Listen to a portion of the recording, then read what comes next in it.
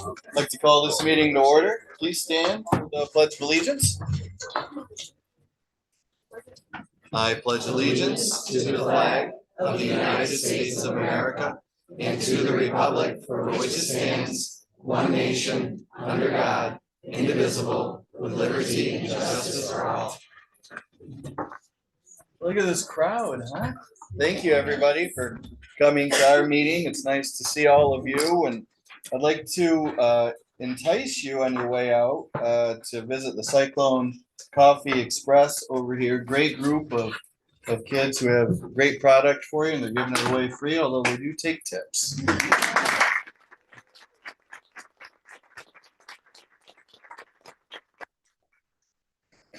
Okay, at this time, we're going to jump off our normal, and we are going to have a public hearing on the proposed capital project. Thank you very much. We're going to introduce Jason Benedict, our architect, Ben Maslona, fiscal advisors, and Kyle D. Gentlemen want to join us? Sure. Good evening, everyone. So this is a little bit awkward in that I don't think you'll see the screen completely where you are, but obviously addressing the Board of Education.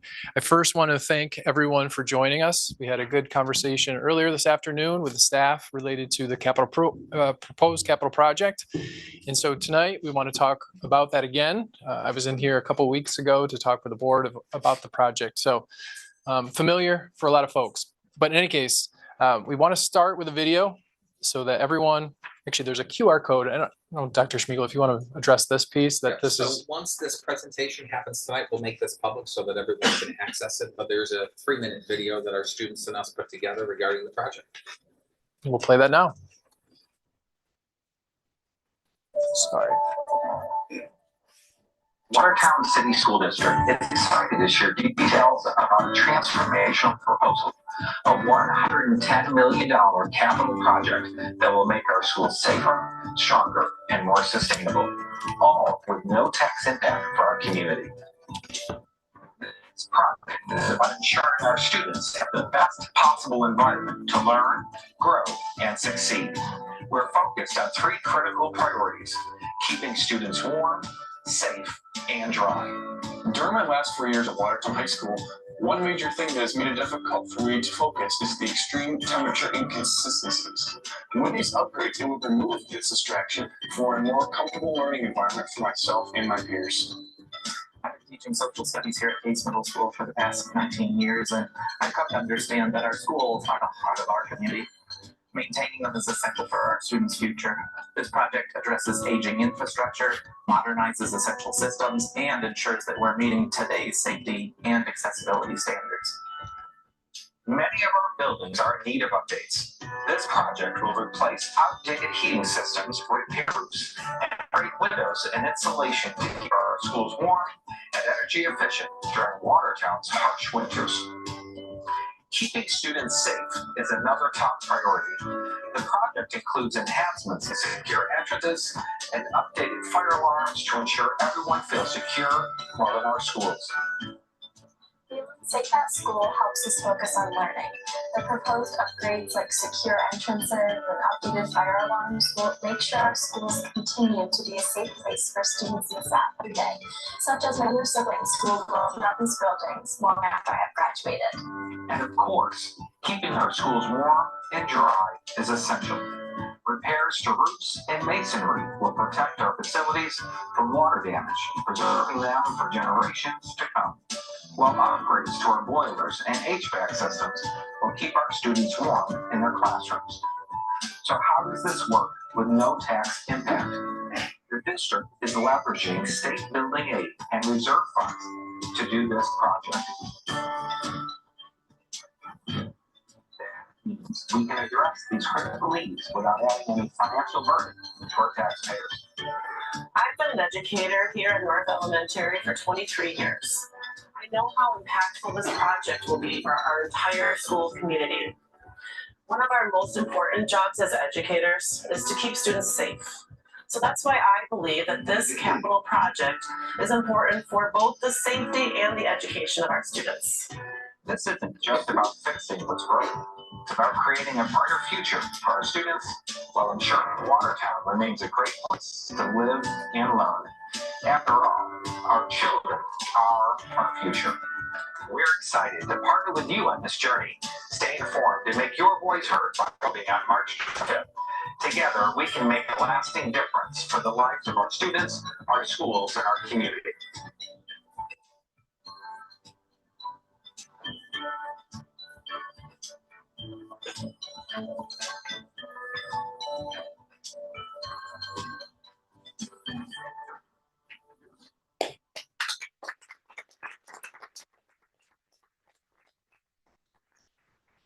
So the video does a great job expressing the mission, the vision of the project, as well as talking about the highlighted scope. But for tonight, I want to focus a little bit more on the process, which I will start to talk about with this slide. Talk about the process, the why, how we got here, and ultimately explore a little bit more about what is happening in each of the buildings.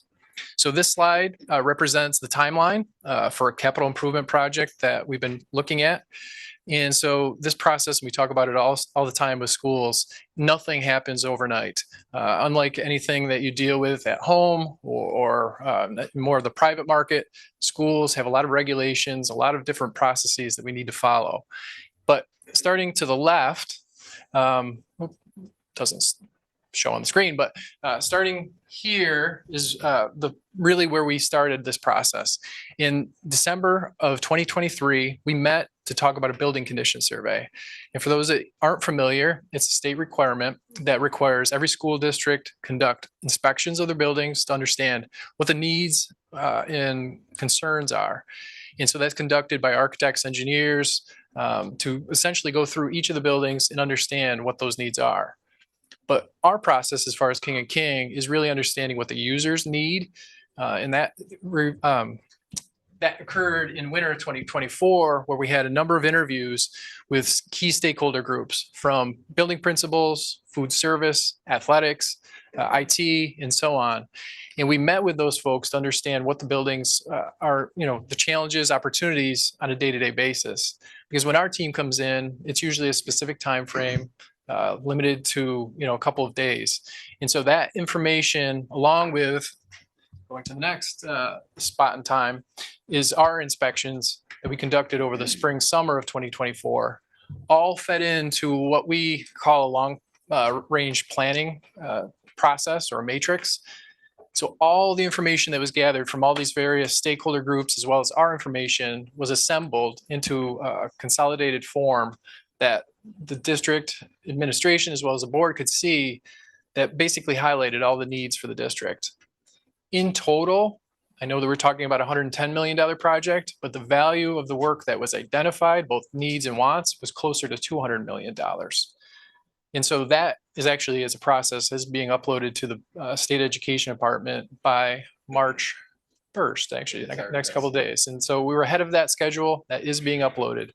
But with all that information that was gathered, the question is, what do we do with it? And so in spring, summer of 2024, we had advisory committees that the district administration assembled to conduct surveys of what the highest priority items are for the different stakeholder groups that were represented. So students, staff, administration, as well as the Board of Education. And so we took that bigger list of items, prioritized those into high, medium, and low categories, and ultimately gave us a sense for where the project would be, that I'm going to get into in a few minutes, relative to what the highest priorities are.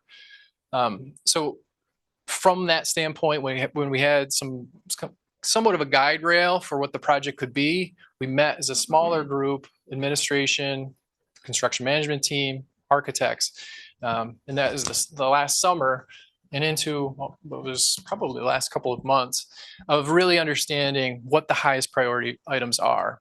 And those are what you started to see in the video, which I'm going to show you right now, but ultimately led to this proposed project. So this, and you've seen them on the boards outside. This is actually, this presentation is exactly a representation of the board. So if you have any interest in looking at those as you leave, by all means do that. That QR code also will take you to this information so that you can read it in much more detail. Just to highlight also, so each building has the overall project at each of the facilities, each 9 facility, and then they have the one specific to their school. Correct. And I'm going to turn it over to Ben in a few minutes to talk about the right side of the page relative to the financial information. But I will start to get right into the actual building specific information.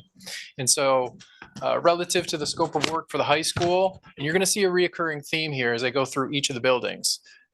They're in categories. So site repairs, which I know is probably hard for everyone to see, but that's the top portion, is going to be standard for each slide. The building upgrades, so more of the architectural, and then the mechanical, electrical, plumbing upgrades, which is the last category. Along with that are critical images that show the age of these systems and some of the challenges that are being dealt with. But ultimately, Watertown is looking at site components. And I think everyone that drove in tonight or anyone that comes in on a bus or any interaction with this school understands that the site has a lot of challenges, both in its circulation, its condition. There's just safety issues that need to be addressed. And so one of the components, or one of the largest components for this project, is dealing with the campus-wide site improvements. That will include ADA upgrades as well as drainage improvements. One of the things that I wanted to tie in, Jason, to this Sure. piece that we did with the staff presentation is that the board authorized last year for the district to hire a traffic study for this particular campus. You may have seen them in their cars collecting data. And so once this is approved, that information will be used to help design those things, those 3 categories that Jason just mentioned. Absolutely. As far as building upgrades, one of the key components is related to hazardous materials. So some of the other issues that I'll talk about relative to mechanical upgrades, we have to, by code, upgrade or actually mitigate hazardous materials. So those, if they exist, will be part of the project as well. But the larger portion of this school in particular is related to the mechanical systems. So the boilers are older, and actually the whole mechanical system is older. It needs to be replaced. I see people actually going like this right now, and you can, no, not to highlight it, but you know, the human comfort yes, human comfort is a key thing. And so making sure, and the video highlighted that, one of the students specifically addressed it, that we need to upgrade the mechanical systems. We need those systems operating so that kids aren't too cold, too hot, or anywhere in between. So lighting upgrades from an energy perspective isn't part of this. The boilers, all the building management, which are the controls, and then the fire alarm for safety. Moving to CASE, a little bit newer building. So this focus is more so related to the site components, because as I mentioned, it's one campus, they're integral. So a key component is related to the parking areas, the site lighting, ADA upgrades, and all of the drainage associated with the site. Building upgrades as well are just really dealing with hazardous materials as we run into them. And then lastly is the mechanical systems. We want, even though they're newer boilers and things like that, we want to improve the management of that so that it's easier for maintenance to control spaces. It helps with energy efficiency as well as, again, human comfort. And then lastly, the fire alarm. Going to HT Wiley. This building, and actually, as you all know, is undergoing actually, we're almost done, right, Kyle? Wrapping up a project right now, but ultimately there's still more to be had there. And so staying on the same theme of site improvements, we are looking at reconstruction of those parking lots. We are also thinking about the parent drop-off being reconfigured in a much safer, efficient way, as well as the playground there. So we will address those items as far as site components. From a building upgrade, it's important for security, and there's 3 buildings in particular that really need to be addressed so that all schools are equal, and HT Wiley is one of those. The district office doesn't really have a secure vestibule where parents or visitors can come in and be specific to one area of that building. And so we're going to address that And actually, and I don't know if we want to get into the financial aspect or Yeah, Dr. just Schmiegel, if you want to. mention this at the staff advisor, and we presented this also this morning to our student advisor, our students. In any event, we talked about additional monies. Right now, we're wrapping up the $13 million project that touched the high school case and H.T. Wiley, and so there's potentially about $306,000 left over. So our hope is to utilize those funds to begin that secure vestibule. We do have it for H.T. Wiley, but we want one on the district side. As Jason said, there are a lot of visitors that come in, and we want to make sure that district office visitors are funneled to the district office, and there's no potential that they would enter that space. One of the other program items that will be more beneficial than just infrastructure is the planetarium renovation. So the existing space is smaller, inefficient, older. And so we want to look at that, reimagine where it is and what it is, and then reconfigure the existing space to be additional teaching area. And then again, hazardous materials as we run into that. A little bit less on the mechanical side here at H.T. Wiley, but we are looking at lighting upgrades, building out what we've done in the past projects, but also the building management systems, replacing those as needed. North is our fun experience here because it's one of the buildings that has most character, but also the most need. And I think anyone that knows and has been in this building understands that it has a lot of opportunities. So from a site perspective, yeah, saying that nicely, yes. From a site perspective, again, same thing, parking lots, site lighting as far as safety goes, ADA upgrades, drainage. But from a building perspective, the envelope is really in poor shape. We did have that incident, I guess it was about a year or so ago, where a windstorm actually literally sucked the gymnasium windows out of the building and onto the parking lot. That's all being addressed through an emergency project, but it still exists in other areas. And so that building envelope, so walls, roofs, windows are all going to be looked at and be upgraded. The hazardous materials, as I keep mentioning, for all buildings will be looked at as well. From a mechanical standpoint, again, there's systems there that are 30, 40 years old from a boiler perspective. So all those steam systems are going to be converted to hot water. And then building management systems associated with that. Ohio. Again, I'm going to sound repetitive. I've said this every single time I've talked about this. It's very similar themes relative to all this scope, but site improvements are revolving around reconstruction of the parking lots, upgrading the site, lighting, ADA upgrades, and then drainage. From a building perspective, a little bit different here is the same with the envelope. The masonry restoration is required, so we need to go in and repoint brick, make that watertight, so that we don't have water infiltration into the building and causing other problems. But windows need to be replaced. They're well beyond their useful life. Secure vestibule is a key point here. This is one of actually the second of the third building that needs a secure entry. So as we're doing this, the main office and nurse spaces will be renovated to accommodate that appropriate circulation. But ultimately, that would be the building upgrades. And then mechanically, again, boiler conversion with the building management system.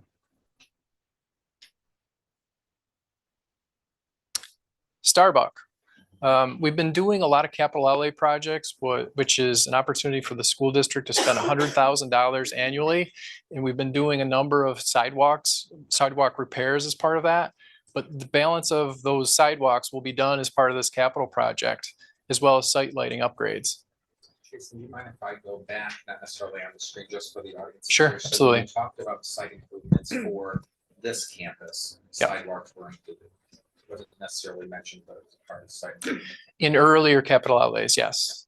Yeah, some of there were some significant issues with heaving at the main entrances. Those were all addressed as part of past capital outlays. So Yes. this one, the last 2 years, we have focused on site. Correct. Yep. As far as building upgrades, there's a kitchen renovation associated with this. The way this, if you're familiar with that building, the way the students are served, it's in the hallways and it's not really efficient. And so there's concerns about doing that properly. And so we're going to reconfigure those spaces in order to make that a safer, more efficient process. Secure entry vestibule here as well. So this is the third of the three that I mentioned that will require main office and nurses spaces to be renovated as well for that secure entry. It's typical with the mechanical, we're going to have boiler conversions. So steam to hot water is gone, the building management system upgraded, and then as well the fire alarm.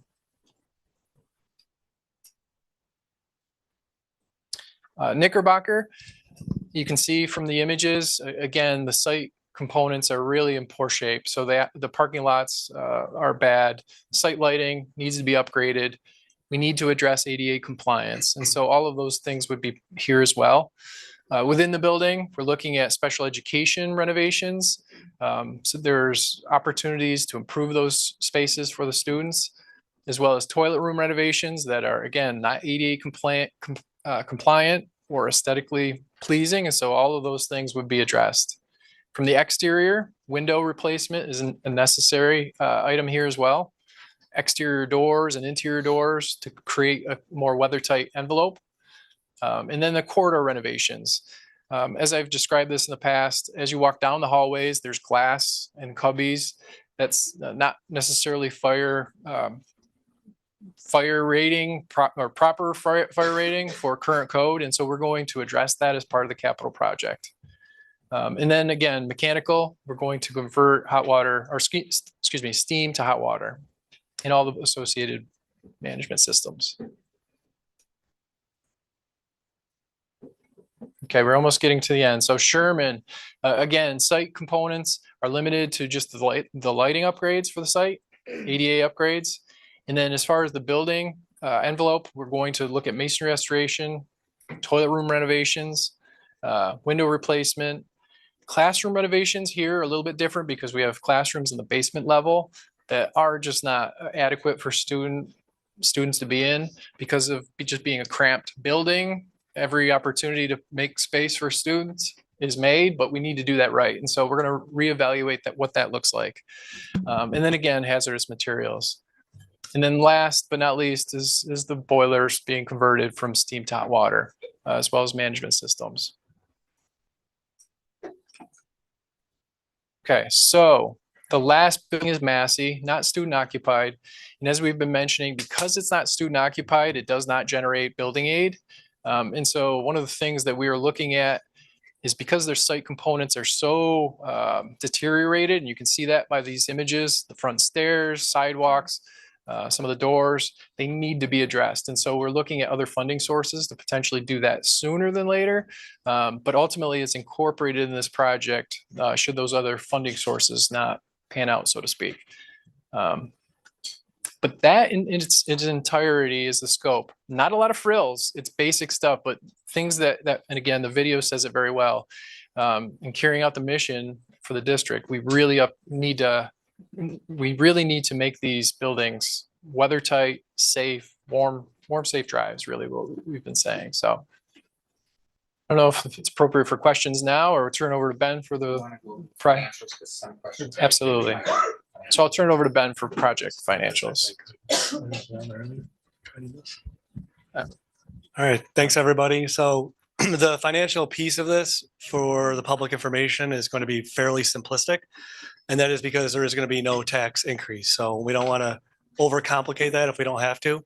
The district has three main funding sources that are going to pay for the project. The first is going to be a dedicated capital reserve. The voters established a capital reserve. The Board of Education and district funded it over a number of years. And now the voters must authorize to utilize that capital reserve. It is set aside for dedicated capital projects. And again, just to reiterate, must be voter approved to use it. It cannot be used on any other purposes other than capital. The other piece and the biggest piece of the puzzle is state building aid. The district is afforded a 93% building aid ratio. So for every $100 that is spent on aidable work, you're going to get $93 back over a period of time. And then the third piece of the puzzle is going to be expiring debt. We're timing this project to come online with the 2007 project going offline. So it's a good timing in order for one project to roll off, very similar to where you pay one car off and then get a new car. Similar thing in your own household. One thing that we took a great deal of care in with this project and the financials and the scope was to make sure that the majority of the work is aid eligible. I mentioned the 93% building aid ratio. We wanted to maximize that. We didn't want to do work that was unaidable. That's why, as Jason alluded to, Massey, if we can get that project paid for out of other funding sources, we will. But we wanted to make this project as highly aidable as possible to maximize those state dollars coming back to Watertown and not going to some neighboring district or some other district in another county. So we took a lot of care with that. As part of that process, each and every building, instructional building of the district has a maximum cost allowances. So North Street, for example, there's $20+ million that we want to do at North. However, the maximum cost allowance or the maximum you can spend in a 5-year window and get that 93% back is about $12 million. So we have to break that project up. We could do 20 million today, but 8 million of it isn't going to be aidable and you're going to have a tax increase. So the project financials and scope has been very strategic to maximize that 93 cents coming back to the residents. The one other thing that we've talked about at other schools, and I've been asked about here, why can't we just knock the building down and build new? New York State, with the way the rules are set at this point, it's not advantageous to knock down something and build it new. And I'll give you an example. The maximum cost allowances for the high school are about $44 million. So they're going to give you $44 million today to reconstruct what you have. And then in 5 years, they'll give you another $44 million. If you want to build a brand new building, they're going to give you $44 million. They're not doubling that. They're not tripling that. They're giving you that 44. In rough figures, we figured it would cost $100 million to rebuild the high school. In a nutshell, that's about a 19% tax increase to knock this building down and build new.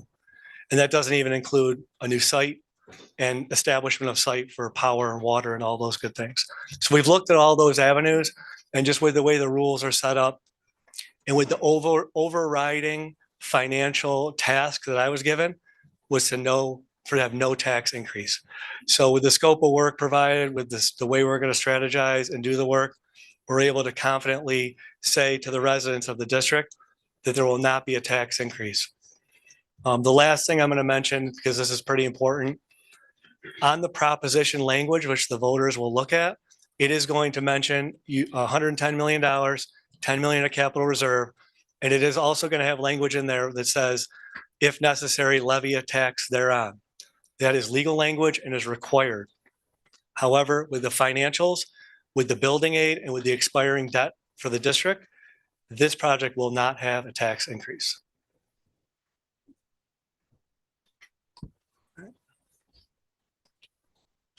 At this time, I'll open it up for if anybody has any questions for the experts.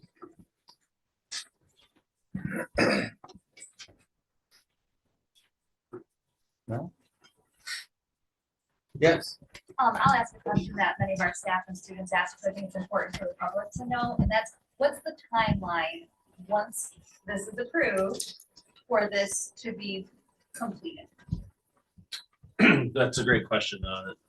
Very appropriate to what we're talking about. So at 110 million, if the vote is, sorry, if the vote does pass, which we're hopeful for, there's going to take a bunch of time that we're going to have to break this into multiple phases, as Ben talked about earlier, due to maximum cost allowances. For instance, at North, we're only going to be allowed to spend roughly $10 to $12 million per phase on a 5-year plan. So that would have to roll into 2 phases over 5 years. So from start of a positive referendum, we go into design phase, which is pre-construction, where the design team will start putting drawings together, specifications. We'll be reviewing that. Once that's completed, it will go on to the state education department, which then they will review it. And right now, they're probably architectural reviews will vary. Right now, they're probably at about 4 months. So we have to wait for their approval. So if all goes well, phase 1 of this would potentially start sometime in later 26. We would aim for the summer of 2026 for phase 1. We're anticipating anywhere between 1 to maybe 3 phases, depending on how we have to financially attack this project and this many different buildings. So to put it in writing, I would say that you're probably looking at a start of shovels in the ground, following another 6 to 7 years until the project's completed and the 110 is spent. Anybody else? Okay. There's a question. Oh. I'm kind of hiding. Oh, yeah. On the topic of ventilation, my daughter's class is in the basement of Sherman Elementary right now.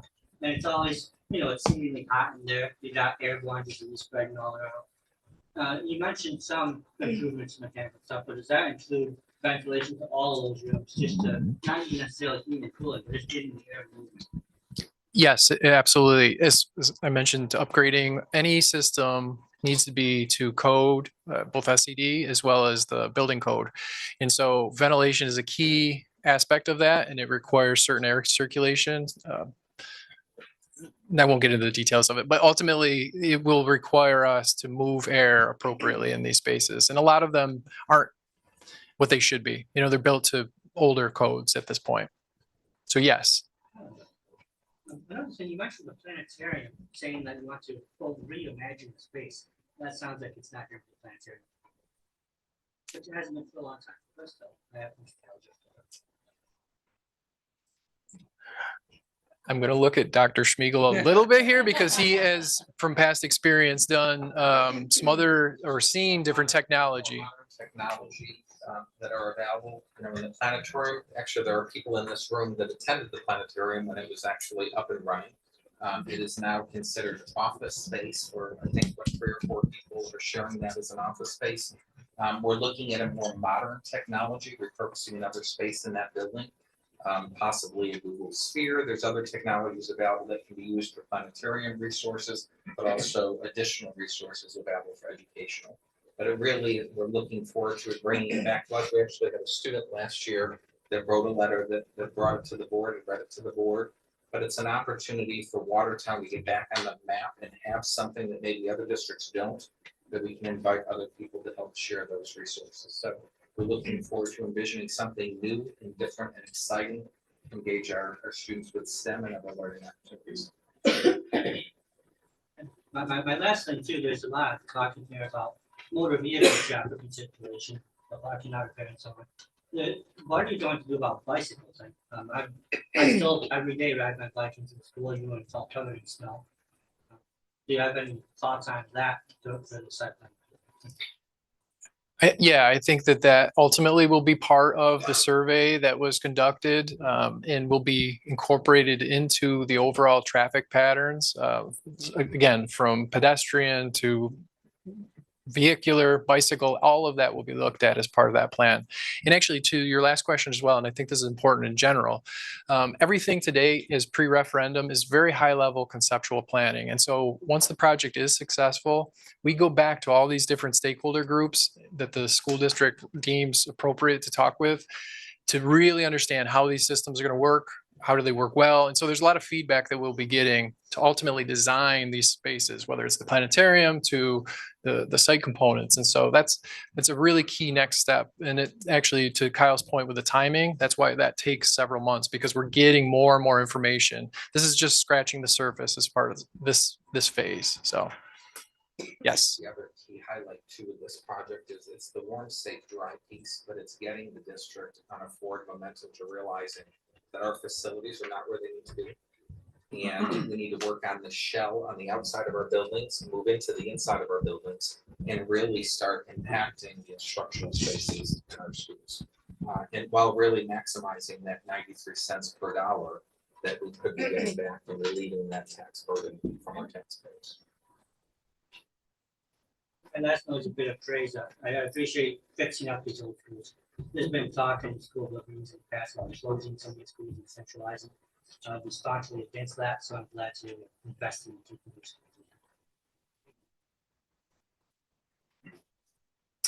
Yes, ma'am. You have a question? Just when you guys focus on the warmth and everything of the schools, what about the coolness of that? I know, like, I think Wiley has AC and stuff, and certain classes do, but I know they recently came up with a new guide on if it's this degree in the classrooms, like they have to cool it down or like they have to be dismissed, and we did lose some schooling days because of the heat.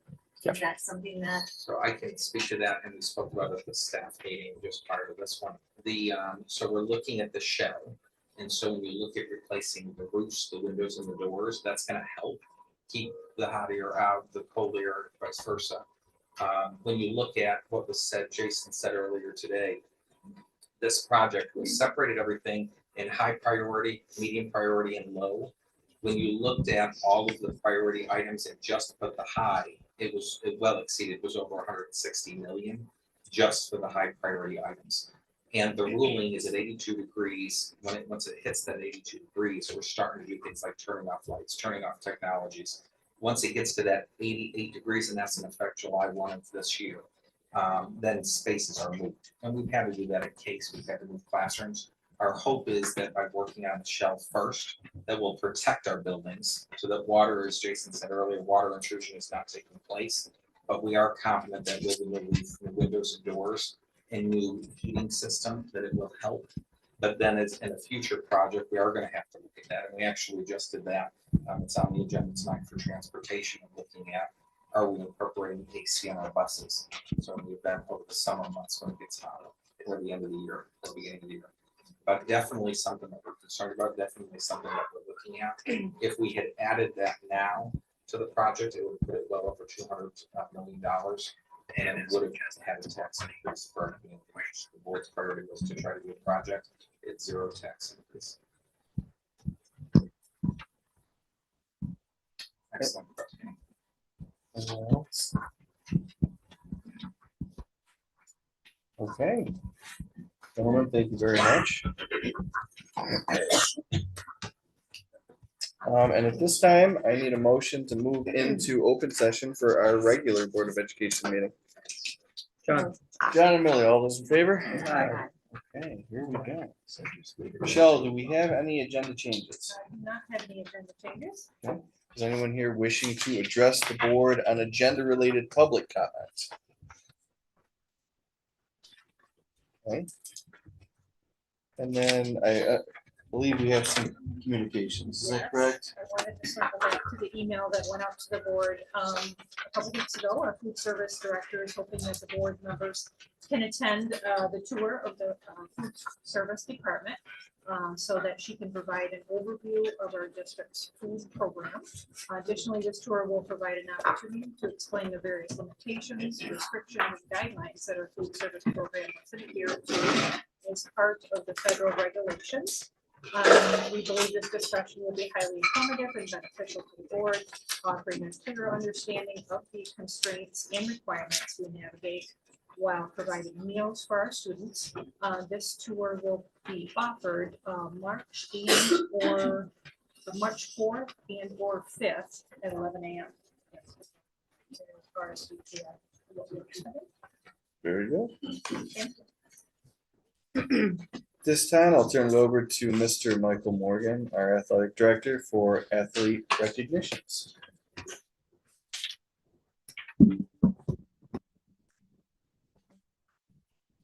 Hello, everybody. We have 5 student athletes that we are going to honor tonight, but there's actually now 3 student athletes and some parents. 2 of our athletes had to go to practice. But again, tonight we have the privilege of recognizing 5 exceptional student athletes who have not only left an incredible mark on Watertown High School and the Watertown City School District, but 4 of them will be continuing their athletic careers at the collegiate level at the Division I stage. Their dedication, talent, and commitment to excellence have set them apart, not only here in Watertown, but throughout the North Country and beyond. First, we're going to honor Jack Adams, a true competitor who has made his mark on both the lacrosse and basketball program since starting in the 2nd grade. Jack's long list of accolades reflects his passion and drive for excellence. He has been named All-North MVP, earned All-State 8th team honors as a junior, and is a 2-time Frontier League All-Star.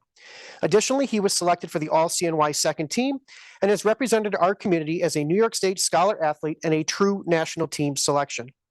Jack's achievements are a testament to his work ethic, and we are thrilled that he will continue his lacrosse career at Lemoyne College. Jack and Amy, your relentless dedication has brought you to this moment, and we can't wait to see what you accomplish next. So come on up, and Amy Adams, mother of Jack Adams.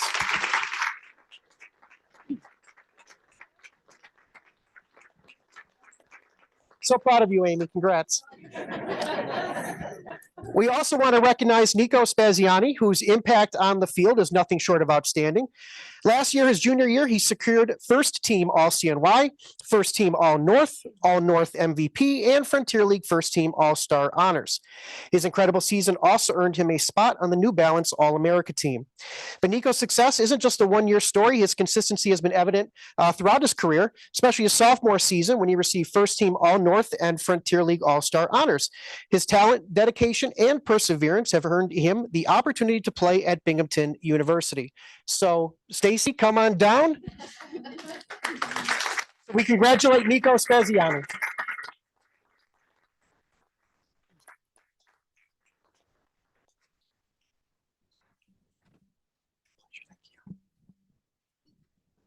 Next up, Delaney Callahan, whose record-breaking career has cemented her legacy in Watertown High School history.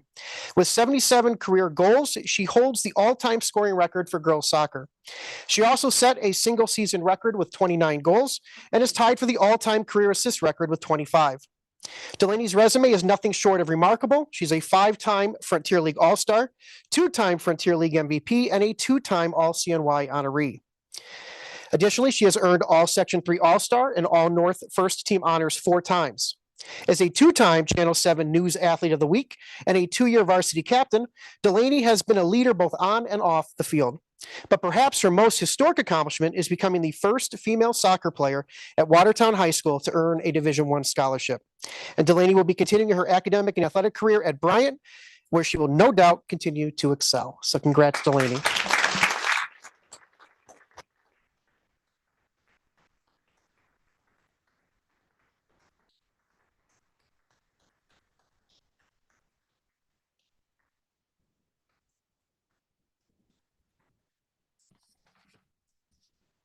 And lastly, we recognize Justin Drought, who is a standout athlete, indoor, outdoor track, football, and his speed and endurance have led him to some of the most prestigious competitions in the state.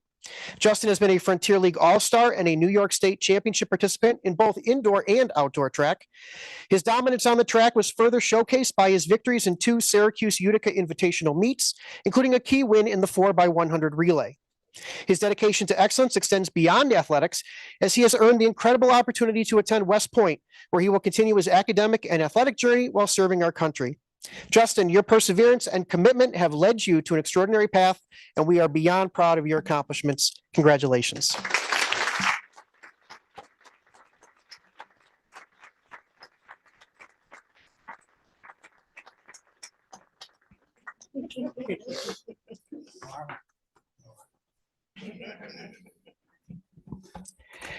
And lastly, tonight, I'm going to be speaking on behalf of our varsity wrestling coach, Nick Lavin. He unfortunately could not be here tonight. He had a family emergency, but he wrote the speech about our next student athlete, and I am honored to share this on his behalf. Good evening, everybody. Thank you all for the opportunity to be here tonight. It means a lot to myself, our program, and this particular student athlete and his family. And on this occasion tonight, we want to introduce and honor Adam Paulie Ortega. Paulie was brought up to the varsity wrestling team last year as a 7th grader, and he has consistently excelled in competition, but has also experienced immense character development. First, I'd like to list Paulie's accomplishments from this season. He was a runner-up at the Bill Anderson Memorial Tournament held at CNS, 5th at the Kenneth Haynes Memorial Tournament held at SUNY Oswego, 6th at the Southern Tier Tournament in Elmira. He was a Frontier League runner-up and Section 3 Class A runner-up. And lastly, he was first at the Section 3 tournament last weekend, which makes Paulie a section champion as an 8th grader, and punched his ticket to the state tournament, which will be this weekend in Albany. Excuse me. As Paulie fell short in individual tournaments throughout the season, he never lost faith in the ultimate goal. He continued to work his tail off in the practice room and broke through on the biggest stage to date. I'm proud to call him a champion at such a young age, but just as proud to tell this quick story that highlights the person he is becoming. On January 9th, we faced off against South Lewis at their place. During the last match of the evening, Paulie approached me while I'm coaching and said, "Coach, that kid on the end of the bench, can I give him an exhibition match?"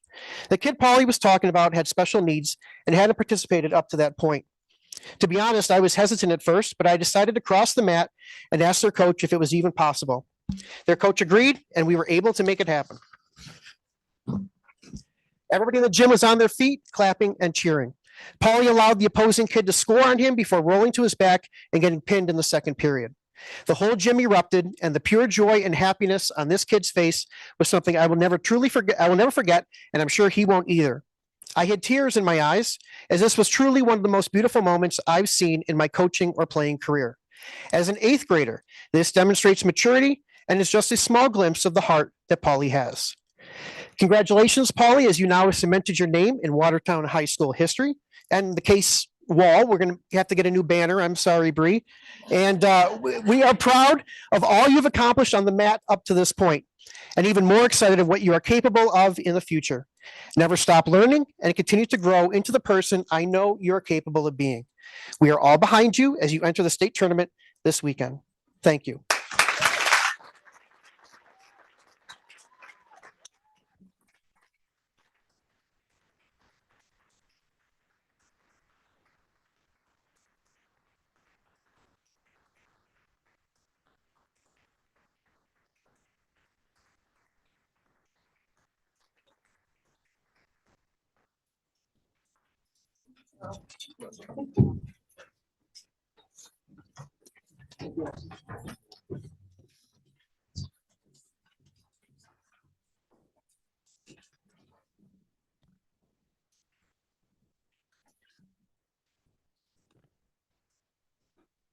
Yeah, so I just wanted to say I know I speak for the board. It's a pleasure to be in front of such commendable young students. And Polly, I think we all got goosebumps on that. So I'll never forget that story. And if you were here for that portion, you are free to leave.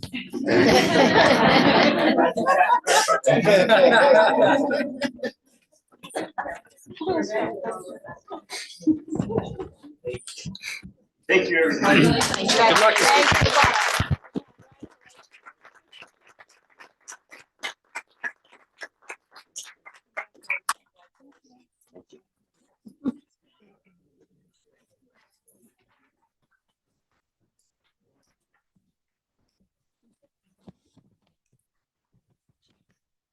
Moving along, it is my pleasure to turn it over to Mrs. Leslie Atkinson for the welcome and student voice. Thank you, Mr. Harrington. Good evening, everybody. Thank you very, very much for being here tonight. We love having you. We look forward to this night every year, and Watertown High School welcomes you. I'm also extremely proud to represent this crowd and this crowd and that crowd, and we're kind of spread all over tonight. I realize this could become a long meeting, so I'm going to try and clip through this portion very quickly, but I do publicly want to recognize some people who are in this room tonight. Thank you for mentioning the Coffee Express when you opened the meeting. I'd like to tell you just a little bit more about this group, though, if I could. This Cyclone Coffee Express represents Mrs. Lori Babcock's life skills class. And the Coffee Express really started just as a desire to form a club. They applied for a club, we approved the club, and off they went, not knowing how successful it was going to become. You may have noticed they have brochures, they have little coffee cup holders, they're marketing supplies. The way it works, for those who don't know, is it operates out of Miss Babcock's room, room 206. And I, the principal, I can go online and I look at my daily announcements, and embedded in my announcements is a link. And I can click on the link and an order form pops up on my screen, and I can click the boxes and say, I want a cinnamon sugar coffee with 3 scoops of sugar, and I want it delivered on Tuesday, 4th period in my office. And I click submit. And on Tuesday, 4th period, that coffee shows up in my office. It's pretty amazing.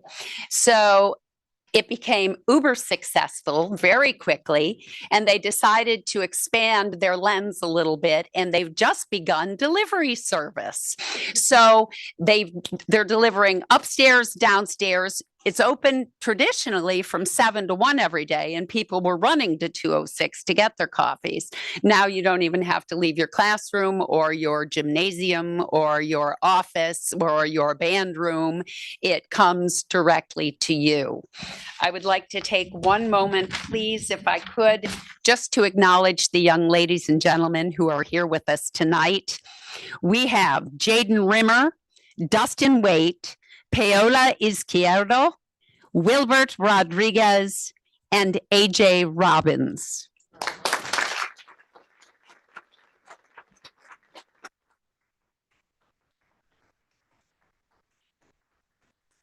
I would also like to acknowledge the staff of the Cyclone Coffee Express, who is here with them tonight.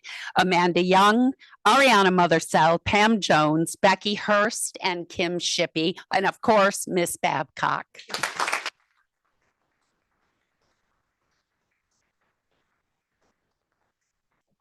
Next, I'd like to turn attention, if I could please. It's kind of difficult because of the wonderful crowd that we have here, but you may have noticed there's artwork everywhere, all right? There are paintings as you came in the door. Behind the audience, there is artwork. If you look at the book shelving behind our board and over there on stage right, look into the nooks of all the bookshelves. Artwork has been embedded. It's on the easels. There is ceramic work on this bookshelf that surrounds our pillar. You really need to notice that on your way out. Just to give you an idea of what you're looking at, lead art teacher Jessica Hayden provided this for me because there is no way I would have remembered all this. The artwork that you see decorating our library comes from a variety of our courses, ranging from studio art, which is an introductory course, all the way up to our advanced electives, such as drawing and painting, ceramics, photography, and graphic design. Some of the smaller scale drawings, paintings, mixed media works, and plaster masks were created by studio art students. The larger scale drawings and paintings on canvases were created by students in drawing and painting 1, 2, 3, and 4. The mediums include charcoal, colored pencils, graphite, acrylic, and oil paint.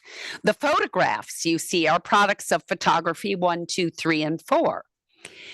The digital illustrations, posters, advertisements, and logos are from the creative minds in graphic design 1, 2, 3, and 4. And finally, all of the amazing clay pieces you see were created by the students in ceramics 1, 2, 3, and 4. With us tonight, our lead teacher, Jessica Hayden, Claire Ames, Andy Niedermeyer, and our brand new acquisition, Mr. Michael Scanneri, whom we adore. Please thank the art department.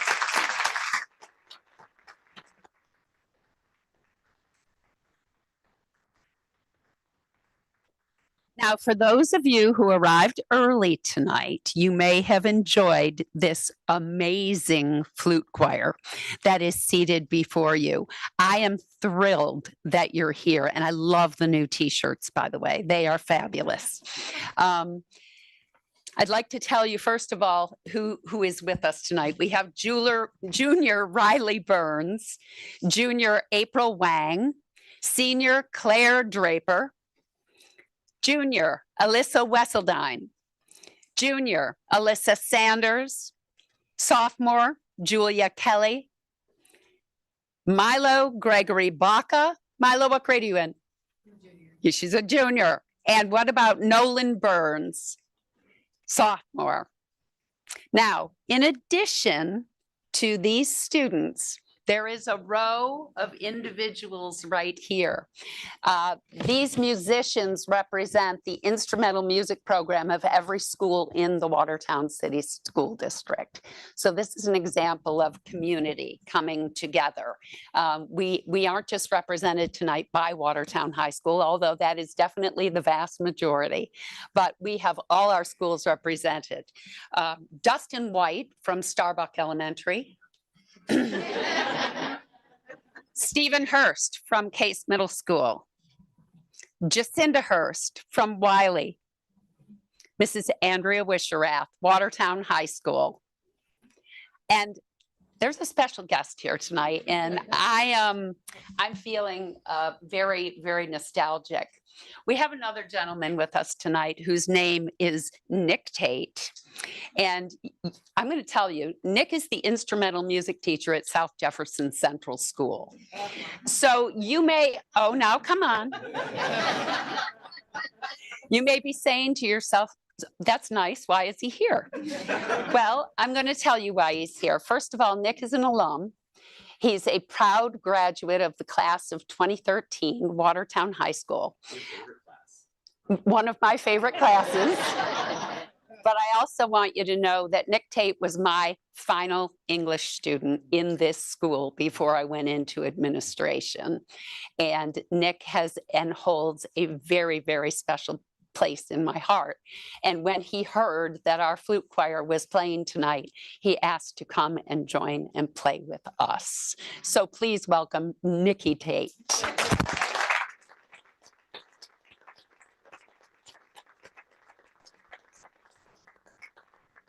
And now the flute choir would like to entertain us.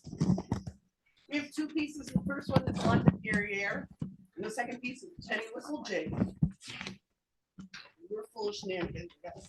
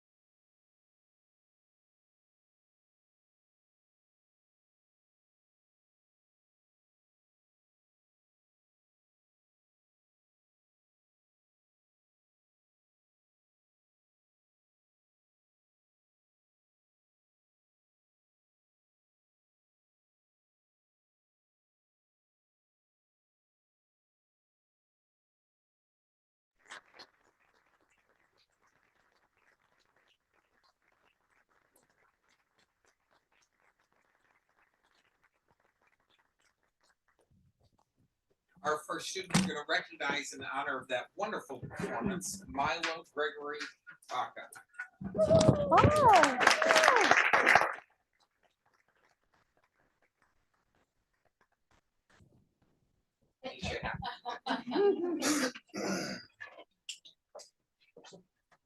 Okay, next up, Nolan Burns.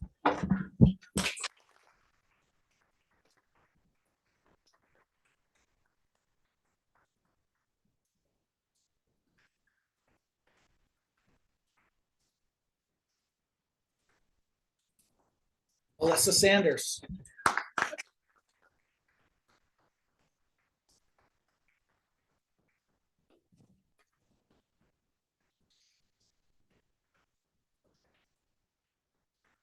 So Wesseldine.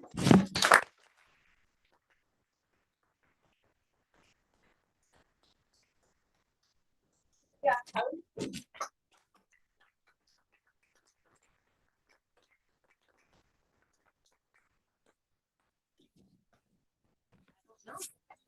Riley Burns.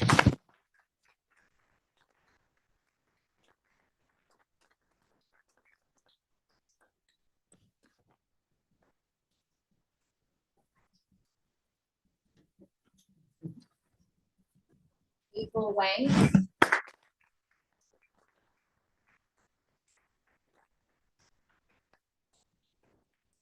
Claire Draper.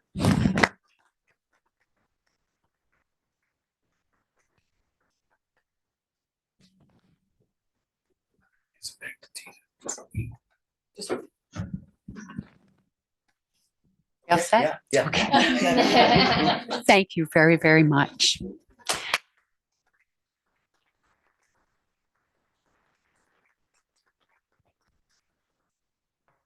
I would be remiss if I did not turn my focus to Watertown High School. I would like to very, very quickly introduce the staff of Watertown High School to all of you because they are so very, very special to me and they do so much for every single person in this district, but especially for the children of this school.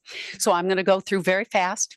Erin Coyer actually is a teacher at Case Middle School, but she works tirelessly for the Watertown High School students. Credit recovery, credit accrual, Cyclone Academy. I think she's here more than she's at Case. I know that's not true, but we are eternally grateful to her.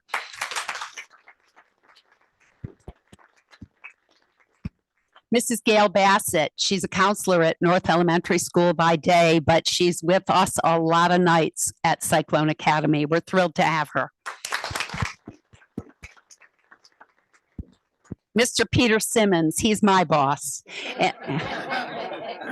This school would be nowhere without him. He is the glue that keeps us all together.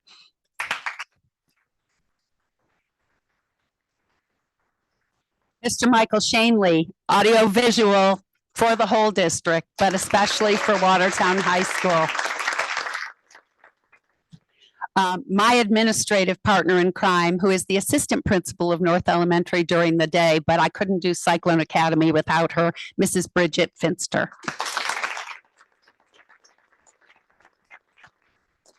Art department, Claire Ames, lead teacher, Jessica Hayden, Michael Scanneri, and is Andy here still? Okay, Andy is not here, but also Andy Niedermeyer.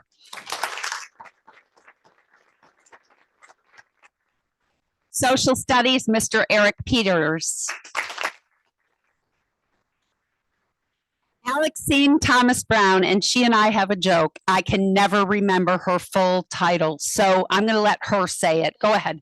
Alexine, what is your title? Yes.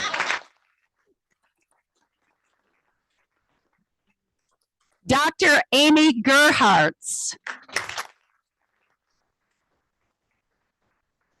Lead teacher of the math department, Mr. Brian Shepard.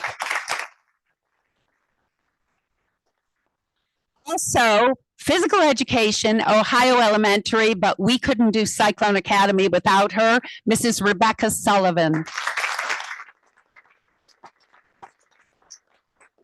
And yes, that's WEA president and social studies teacher at Case Middle School, Mr. Kevin Todd.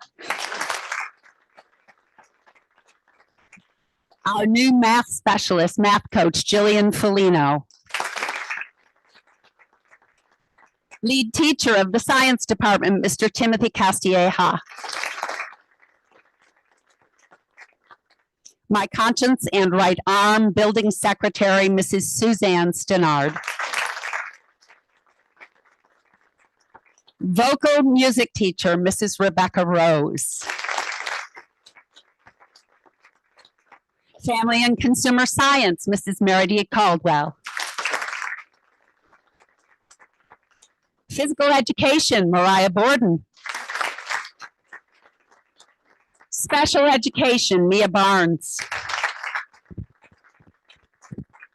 Social studies, Amy LeMay Hammond.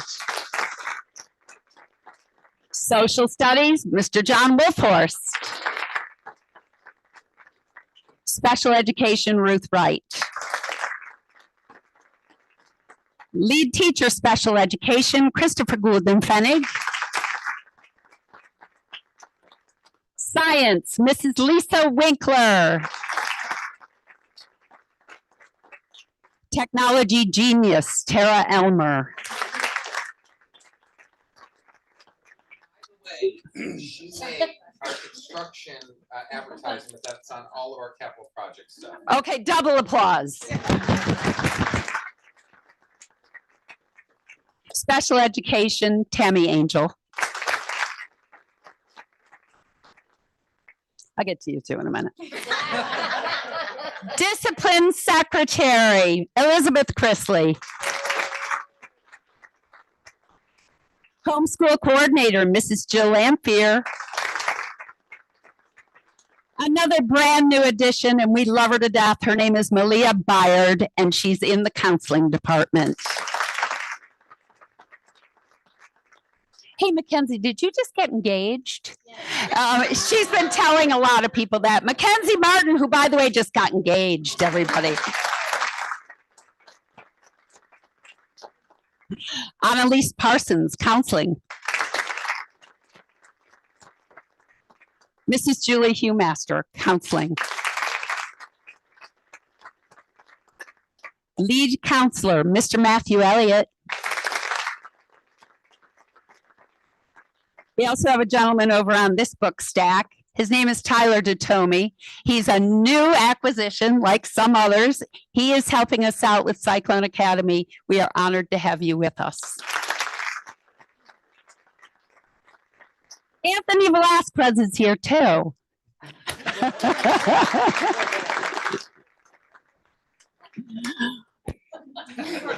Oh, Stacy Netto, over here. I'm sorry, you're over on the other side of the room. All right, so now let's get this going. We will probably more than likely touch on a couple few successes that have been happening at Watertown High School thus far this year, but tonight the primary focus of the remainder of this presentation is Cyclone Academy. It has been our pet project this year. We've put a tremendous amount of focus into it.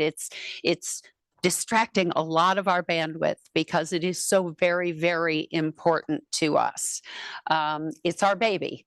And like most new babies, every first step and every step forward we delight in. I would like to turn the program at this time over to my two assistant principals, who I have to say, I don't think I remember a time in my career when I've enjoyed working with two assistant principals more than I have enjoyed working with these two women. They are skilled. They are smart. They are talented beyond belief, and they come to work every single solitary day, excited and enthused to go to work for these kids. It is an honor and a privilege to introduce Mrs. Tanya Trudell and Miss Amber Mizercola.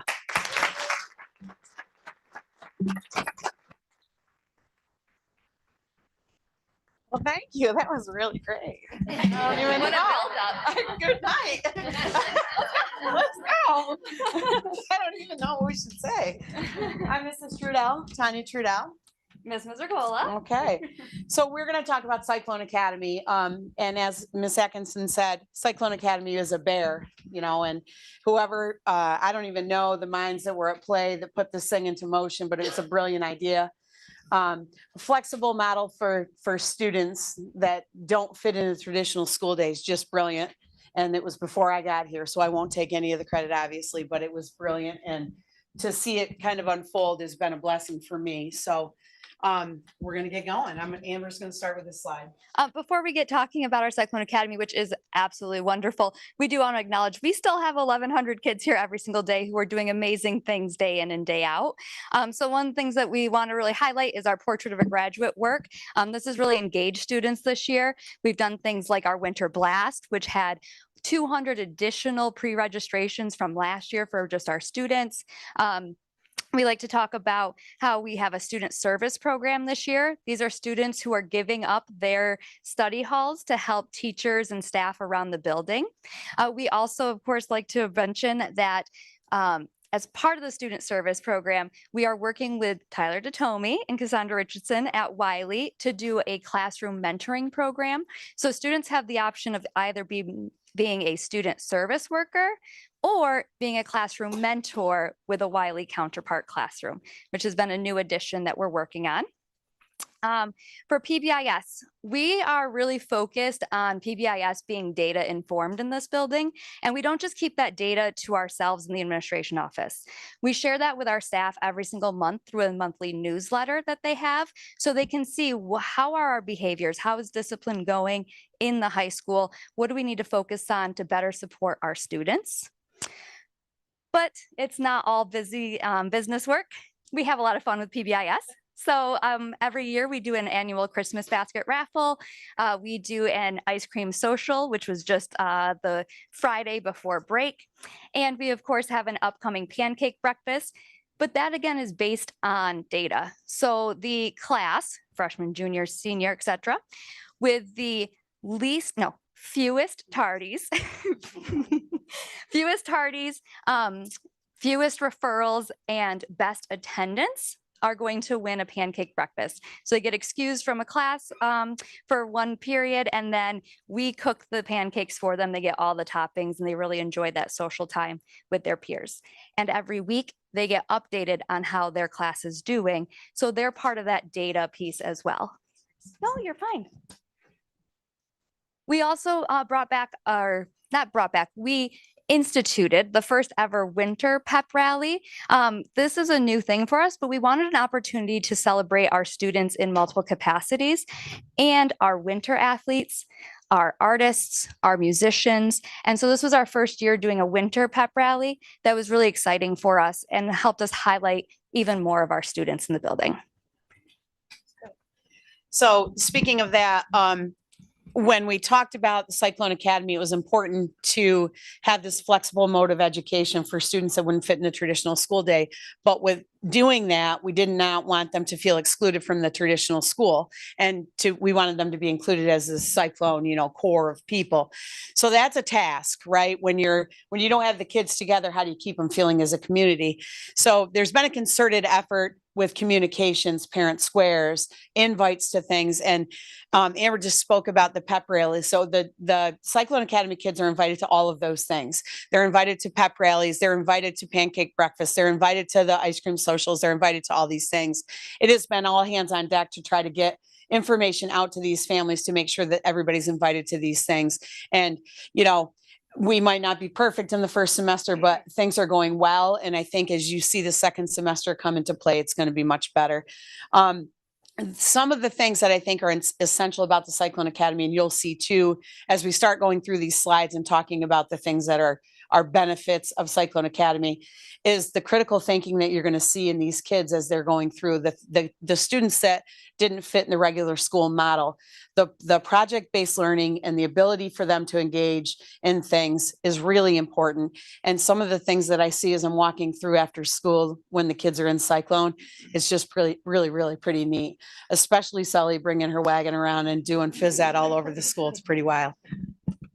Next. All right. So this is just an outline of what we're going to go over. Some academic successes, behavioral progress, social emotional wins, the fact that we're one Watertown High School family, and building morale. So we're going to see slides on all of these things. Okay.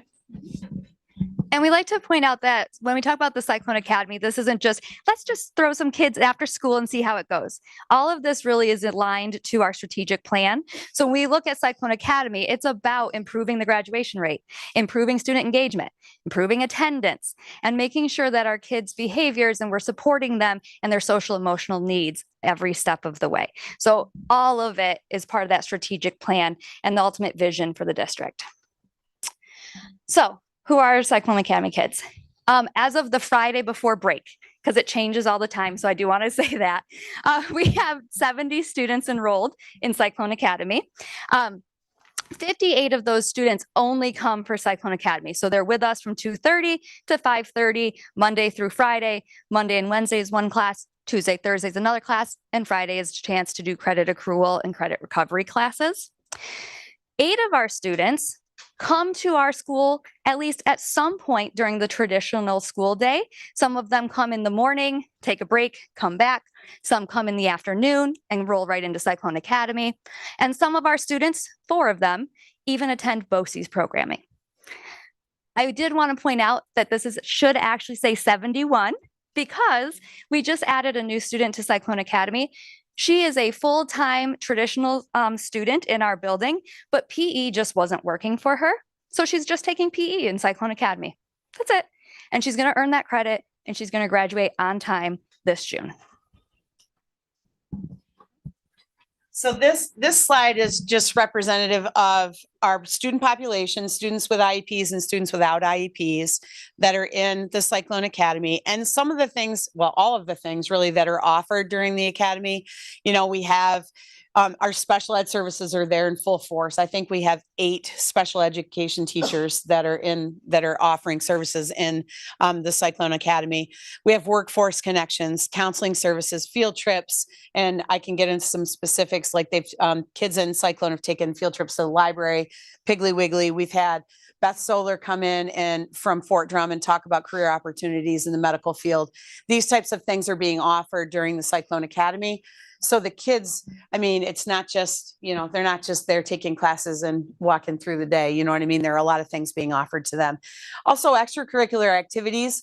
Kids are also still allowed to be in clubs because clubs meet oftentimes between 2:30 and 3. So they're eligible to be in those clubs that are meeting during those times. So we have a lot of enrichment things that are happening and it's exciting.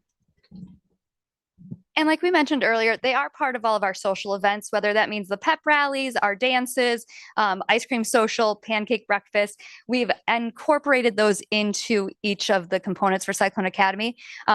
So for instance, on Friday before break, we served ice cream periods 5 through 8 in the building. And then from 2:30 to 3, Mrs. Trudell and I were there serving up ice cream sundaes for each of our students in Cyclone Academy. All right. When we look at the enrollment of Cyclone Academy, what we see is that the majority of our students are current 10th graders. We do have, though, 13 freshmen who are joining the Cyclone Academy for the 2nd semester. We really wanted them to have an opportunity to try high school and really get to know whether or not the traditional high school model was going to work for them. And for 13 of our freshmen, they said, nope, I want to try Cyclone Academy. And so we've switched them over with the 2nd semester beginning, and they've been very successful already thus far. Again, these numbers from before break, it has altered and changed a little bit already.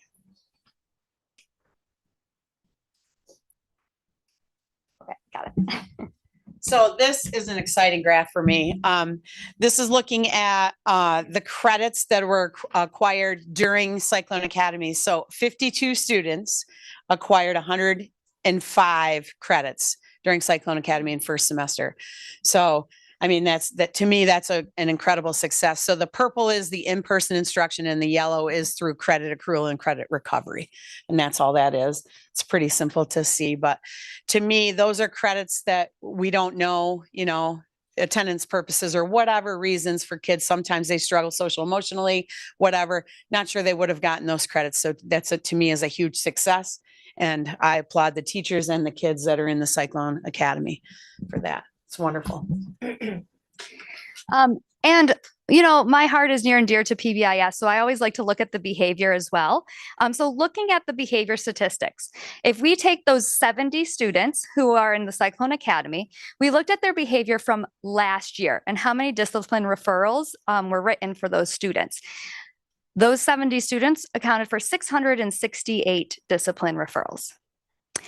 For this year, the students who've been in Cyclone Academy from the very beginning, from September through February when we pulled the data, were responsible for 21 of those discipline referrals on our books. So this model is working for them, whether it's because it's a later day, it's a less transitions. No matter how you look at it, it's working for them. And we're really excited to see that. Mrs. Trudell is going to explain that center number because it's a little confusing, but we find it really important to look at all of the data so we know really what the impact has been. So at the beginning of the year, we were just rolling out Cyclone, and I remember that we were calling families and saying we think that this is a match for you and your family and your child, and so we were filling seats in Cyclone Academy. Well, we filled some seats, and these are the students that started first day September. This is this number. The number in the middle is the referrals of students that started out in traditional day model school, but then went into Cyclone Academy. So 163 referrals were gathered by those students, and now they're in Cyclone Academy. So the ones that entered late, okay, they entered late into Cyclone Academy, they got 163 referrals. So this is the total so far of referrals of those students this year before entering, okay? Does that make sense? All right. So now, well, I'm going to say one thing. So can you go back to that slide? Worst case scenario. I'm a worst case scenario person. I don't know why, but worst case scenario. Right. Worst case scenario.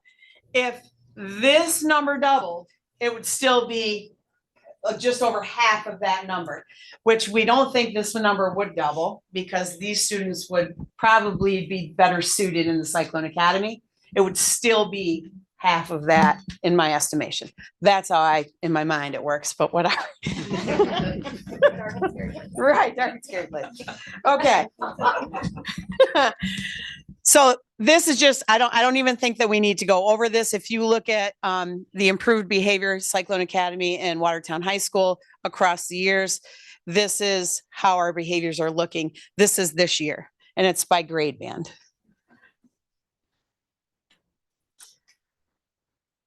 We have some thoughts though. In case anybody, I don't think it's all Cyclone Academy. I think there's some other things you want to tell them. There are some other things happening. Yeah. So when we look at this, yes, a good part of that is Cyclone Academy and the change it's made in our building, but there's significantly more happening here. Right. One of the things that we posit as the contributing factors of this improvement is that we are taking a more holistic approach in the administrative office. So when we are dealing with a student with challenging behaviors, we're a team, but we're also a team with our SRO, with our guidance department, with our Pete. Yes. All of us are working together, and we're just trying to wrap around the kid in a little bit different way to meet all of their needs.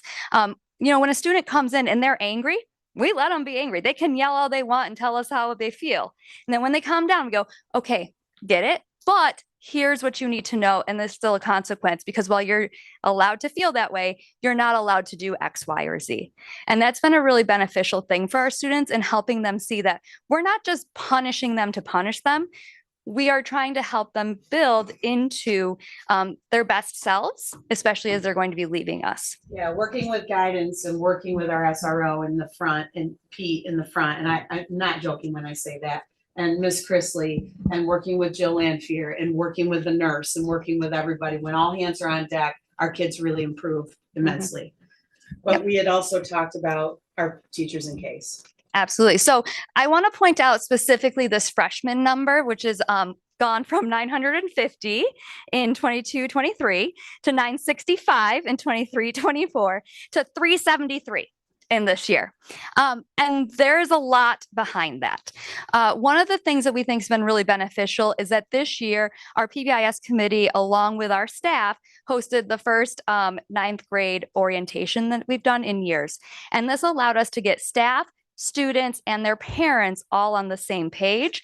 The high school wasn't going to be a scary place. They got to explore the building, meet some of the staff, see some familiar faces and friendly faces to help them be successful when they got here. We also posit that part of it is that we've really reinforced and ramped up our PBIS in the building. We focus on something called pride, which is highlighting professionalism, respect, integrity, diversity, and empathy. Those character traits were identified by our staff as being really important for students when they leave the building, but they also are really important to the business world. If you look at any survey data from employers, they identify those traits as really highly desired in their future employees.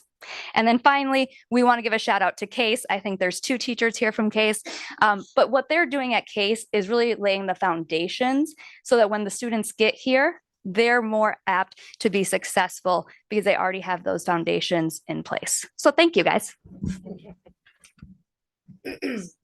So I know that Miss Atkinson just announced everybody, but if you are also a Cyclone Academy teacher, would you stand up?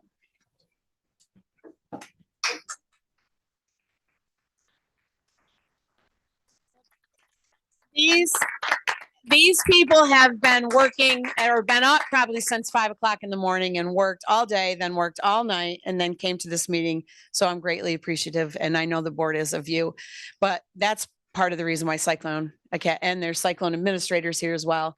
That's why it's so important, and that's why it's so successful.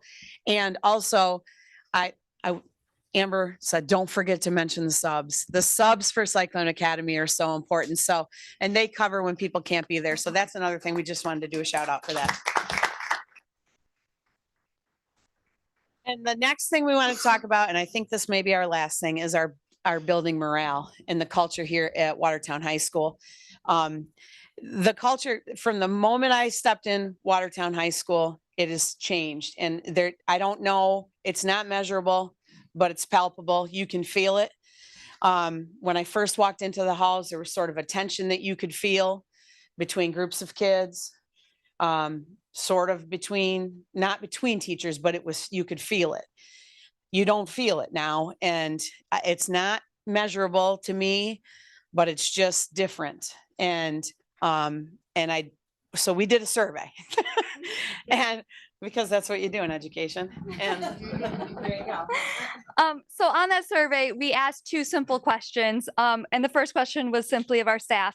The 24-25 Watertown High School year has been better because, open-ended, tell us what's been better. And then one thing I would like to improve or change at WHS is, and here are some of the results. Right.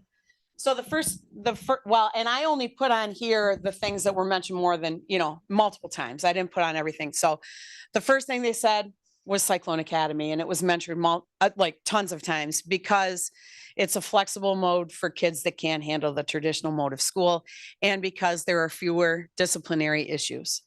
So that was, it was prominent. They also mentioned the administrative team, which is very humbling for me. And I know for Amber, we've talked about it. They said that we were stable, supportive. I know. I don't think they meant mentally.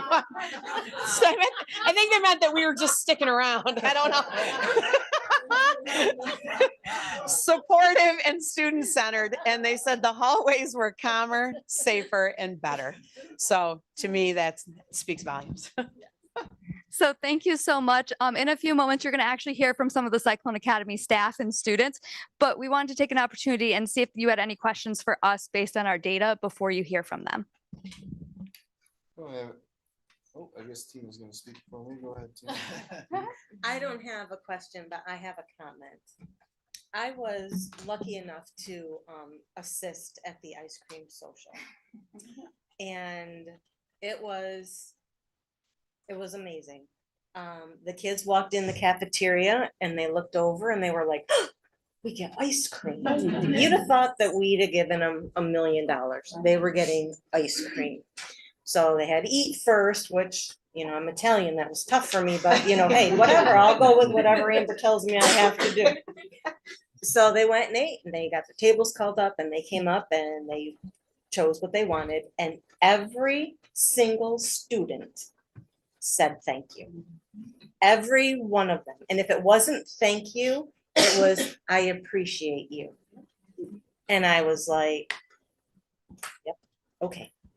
So that was phenomenal. A huge shout out to Stewart's because they donated everything for that ice cream social, from the spoons to the toppings to everything. It was phenomenal. And those kids were so excited to get ice cream. And when I left, I'm walking through the halls, and I did sub here a couple times before I was on the board. And the atmosphere, like you said, is so different that you feel it. The halls are calm, the kids are laughing, they're talking, some are skipping.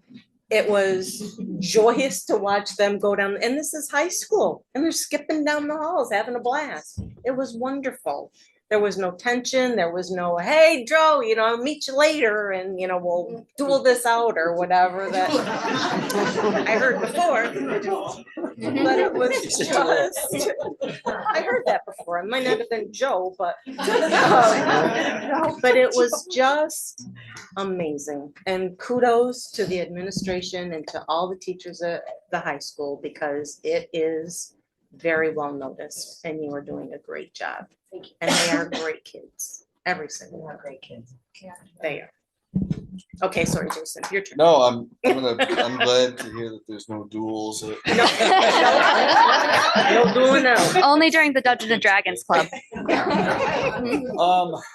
I know that you kind of talked about Cyclone Academy, but the behavioral slide, I think everybody up here noticed. And it's not just because of Cyclone Academy, it's because of the people sitting in the chairs right here. That's where it starts. And to drop behaviors by 2/3 to a half of referrals, I know that your jobs are tiresome, but you need to feel good about that. When you go home tonight, and I'm sad to say that the news has already left, and that's not going to be the headline tomorrow, and it should be. But to the board, that will be what we take away from tonight. So thank you all for doing such a great job.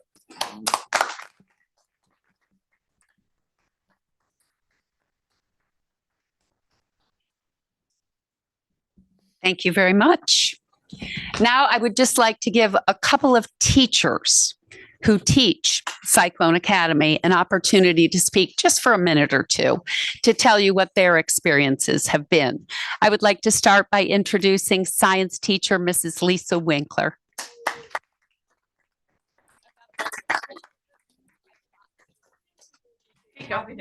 I talk very loud. Good evening. My name is Lisa Winkler, and for over 20 years, I've had the privilege of teaching science. The last 5 at Watertown High School, which has probably been one of the best opportunities I was ever provided. Teaching is my calling, a way to make a difference. However, we all know the challenges teachers face: overwhelming workloads, and moments of feeling unrewarded. But it's in those moments that I believe in the power of reinvention. And that's why I was so excited about Cyclone Academy. When I heard about the district's vision to create a supportive environment where students, regardless of their past struggles, could achieve the diploma, I knew it was going to be something special. So this is my 2nd semester, and I've witnessed incredible transformations, not only in my students, but in myself as a teacher. Many of our students arrived with a sense of ambivalence, even apprehension. They'd faced difficulties in the traditional school day, not just with the schedule, but with social and emotional challenges that can absolutely derail learning. But as they started experiencing their success, something shifted, just as you heard people talk about already. Maybe I can do this, turned into a resounding, man, I can do this, and I am going to do this. I've seen students blossom into leaders, mentoring new arrivals, reinforcing their own learning. One student who I knew from the traditional setting and who struggled with attendance, behavior, and engagement is now an absolute vital part of my classroom. This student catches up my absent students, explains concepts, provides invaluable peer support. More than that, they are part of a vibrant learning community where students are talking, laughing, and genuinely enjoying education.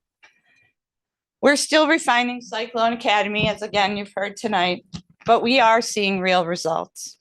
We're empowering students to see their diploma as the key to their future, almost like currency. And we're ensuring that they have the tools to unlock their future. Thank you so much for giving me this opportunity to share my experience. If you're a teacher looking to rediscover the joy of teaching and make a tangible difference in a student's life, I encourage you to explore the possibilities of Cyclone Academy.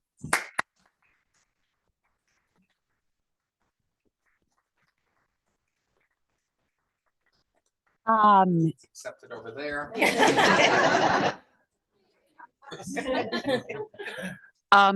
Next, I would like to introduce another Cyclone Academy teacher.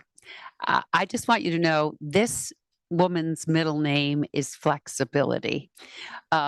Rebecca Sullivan has been teaching our PE class in Cyclone Academy. And there was no gymnasium for Becky. So this is her classroom, okay?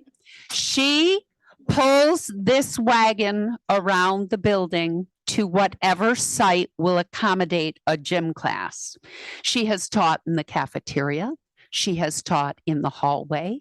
She has taught out of that wagon. She has taught outside the ladies' room. She taught in an English classroom. Now, mind you, this is a PE class, okay? You tell her, Beck, I don't know where you're going to go today, but you got to teach gym. Don't worry, I got it, she says. Don't worry, I got it, she says. And she's got it. I would like to introduce, where is she? Oh, there she is. I would like to introduce Coach Rebecca Sullivan from Cyclone Academy.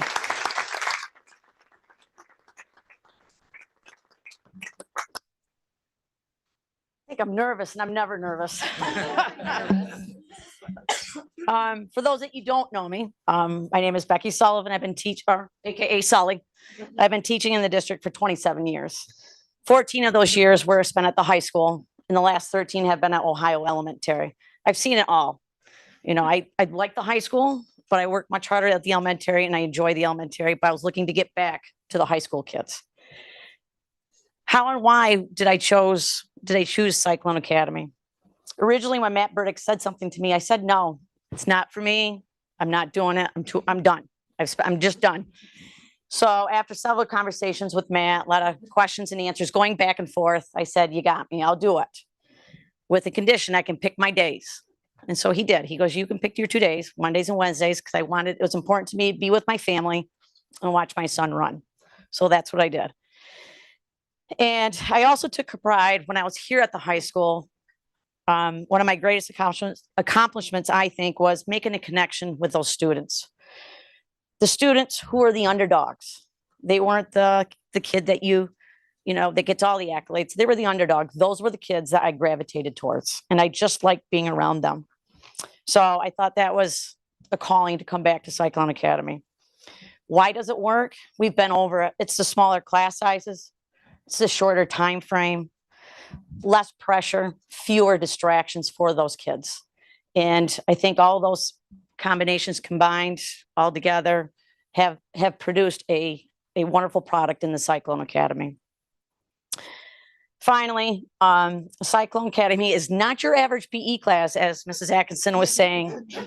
In a typical class, your class is 40 minutes long, and you're guaranteed a teaching space, whether it be a gym, a weight room, a pool, or good weather outdoors. In the beginning, I had that. And then as the winter season came upon us for fall or winter sports and the weather, I didn't have any of that. So we had a meeting, and I had some strong advice from other Cyclone teachers, just brainstorming, what can I do? How can I make this work? So we decided to teach. I had to learn a little technology. I had to get up with a Google Classroom and whatnot. It's not my forte. So our classroom went to, we met in the gym or the cafeteria. We go to a classroom. We sit together for about 10, 15 minutes, just talk about our day, just to get to know, see how we're feeling. And then we're on the move. We go for a good walk, and then I grab my cart and we're off. This semester, we found ourselves in the large cafeteria, and we would play games, just reconnecting with ourselves and just talking. We do our exercise in the beginning of Cyclone Academy, but we making those connections with each other, socializing, not trying to be on our phones, but looking eye to eye with you, having a conversation. And I lost my notes. Just one moment. There we go.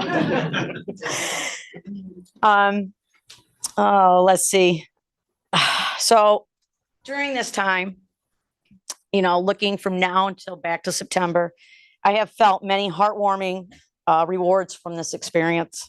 For example, in the beginning, back in September, I had a student who was very adamant that they did not like PE. And between their language and their body, they were very adamant. I'm not doing PE. I'm not going to do this. I said, okay, we're going to find choices for you, what you're going to like. If walking is what you need to do to get through, I'm going to help you walk. If playing catch is what you want to do, I'm going to help you play catch. And finally, he figured out that this is going to work. So he became one of my favorite students. He grew on me. You have students that grow on you. And this past semester, when the fall ended, he sent me a message. He said, thank you for believing in me. I never thought I could get through PE. And just thank you for that. And there's been some other things behind the scenes that he's looking out to for different avenues, BOCES for culinary. I'm not sure how far that went, but that was just something that we didn't know. That was a connection that I was able to make with him. So that was one. Another one is coming back to the high school, seeing former students from Ohio in this program, just to see them and tell them how proud I am to see them, to persevere, to push through, and that I love them. And I'm very proud of the young adults that they are becoming. And one of the last things, it's brought me to my old friends where I grew up. I grew up here as a young teacher, and it's been nice to see some old familiar faces that are now old with me, Shepherd. So that's what Cyclone Academy has meant to me. It's been a great thing, and I just hope we keep pushing forward for those kids.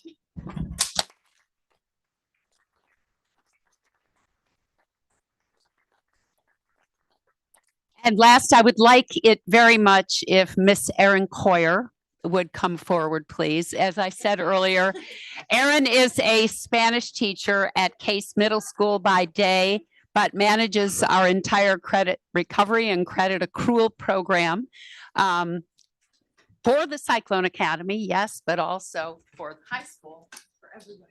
For everybody. Yeah. I'm here every day till 5:30. Yes, you are. And I love my family too, Sully. Okay. Just because I don't take days off. So if you're not familiar with credit recovery, it allows the students in Cyclone Academy and in regular school to get their credits. So they can only do Monday, Wednesday, or Tuesday, Thursday. So then there's some courses they still need to take. So they do that with me on Fridays online. They come in, and then if they need to take tests, if they have questions, if they want my help, Usually they don't, but and the great thing about the program we use, Amentum, is that it's accessible on anything that has the internet. So whether they have a Chromebook, which I do bring Chromebooks, but if they have their phone or even some of the consoles that they play games on, you can access it pretty much anywhere at any time, which is good because a lot of them, people aren't morning people. And a lot of my kids are doing work at like 11 o'clock, 1 in the morning, and which is great. If that works for them, then this allows them to do that. Mrs. Atkinson asked me about an example, and it took a little bit because there's so many, and I've been doing credit recovery for a long time. This is my 23rd year teaching, 18 here in Watertown. And there's just so many kids that are working, but I did have a senior that stood out to me, and I didn't know him, and a lot of the kids I do know, I had him at Case. They walk in, they see me, they're not happy. But I didn't know this kid, and he sat way in the back with a group of buddies, and I'm like, he's not gonna do anything, but I let him go. And then he kept coming up, and I was like, great, he's gonna wanna go somewhere. And he's like, hey, I need help with this. Can you help me? I'm gonna go do this. I go, okay, and I'll open something back up, and he goes and sits down, he's coming back and forth. And there was another adult in the room and said, wow, I can't believe he's doing work. And that stayed with me because I didn't know this kid and I didn't know the history, but that person did. And the fact that he was actually doing work and he's still doing work, and it provides an alternative for kids that don't fit in the cookie cutter school model that we think that all students maybe should be. So I think it's a great thing, and I'm learning a lot from these kids, and I'm very surprised at how many of them are actually coming and doing the work because there's no pressure, and I don't bother them and I don't hound them, and there's no questions to answer or hands to raise, and they just get to do their thing. And if they need a break, they get up, they walk around, they go back, they sit down, and they go back to work. So it's been very rewarding. Thank you.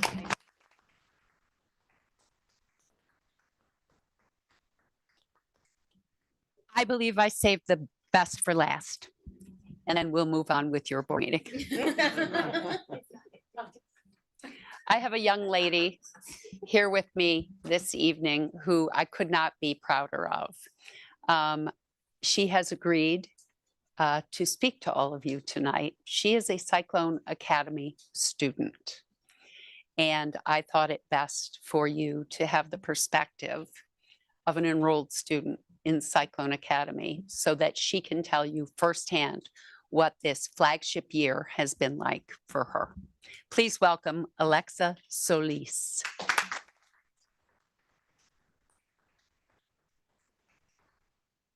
Hello, I'm Alexa Solis. I'm 17 years old and I'm a junior at Watertown High School. I moved to Watertown High School from Texas. I'm a military brat when I was halfway through 8th grade. And as soon as high school started, I felt like there was no way for me to make it work. No matter what I did, it just didn't feel right for me. I went through my entire freshman year and I failed just about every class. I had to do 2 6-week-long summer programs. So it was really clear that it wasn't working for me. And about halfway through my sophomore year, I made the switch to GED. And unfortunately, like normal high school is, GED isn't for everyone. And it definitely wasn't for me. But at the time, it was the only alternative option for someone who didn't fit into a normal high school schedule until I heard about Cyclone Academy. When I heard of Cyclone Academy and the smaller classrooms, I immediately thought that it would be something that I would love to try, not thinking that it would work so well for me. I started with a science class, living environment, and global history. I've never been good at either of the subjects. They were some of my worst subjects.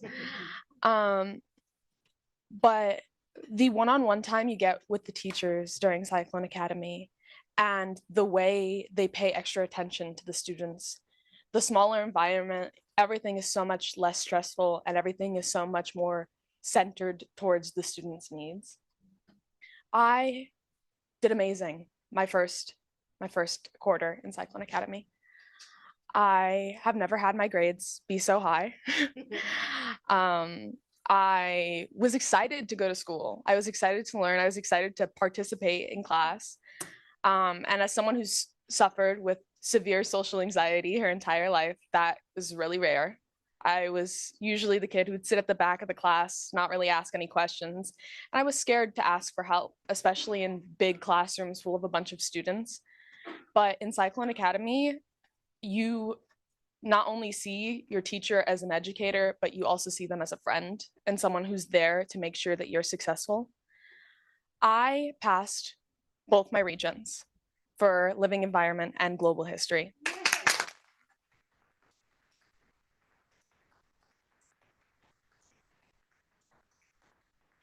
For Cyclone Academy, I had never been eligible to take regents, and I did it with ease. It felt easy. It felt like I was supported the entire time. And my teachers made sure that I had every bit of knowledge I could need to do well for the regents. I'm currently taking Algebra 1 and English 11, and those classes are going just as well as the other ones. I get done with my work so fast, so often in math that I get to help around the class. And I'm confident that I will be able to take my regents and I will pass them as well. I have never been someone who has been strong in math or science. And so a career in something that was very math and science heavy never seemed like an option for me. But now I plan to go to school for nursing.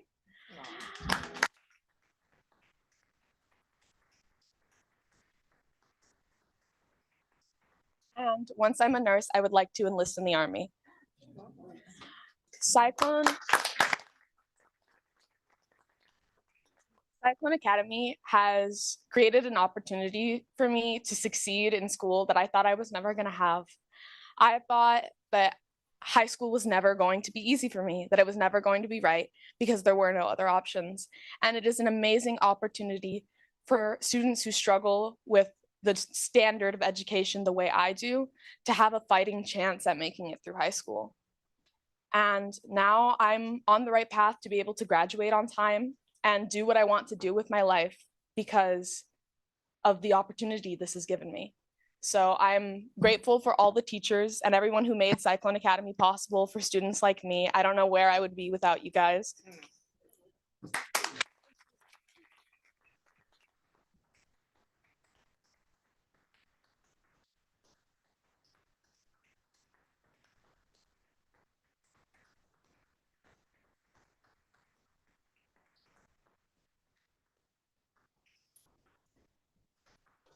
Thank you very much to everyone who's here tonight.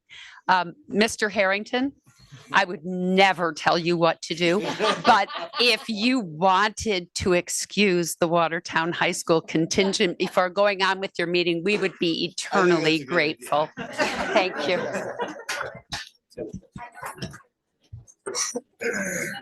God bless you all. Absolutely beautiful.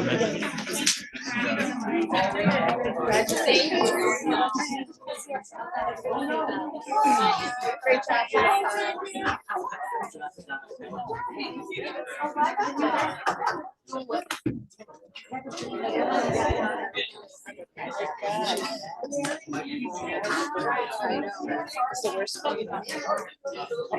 I know. You gotta put tissues on. I know. No,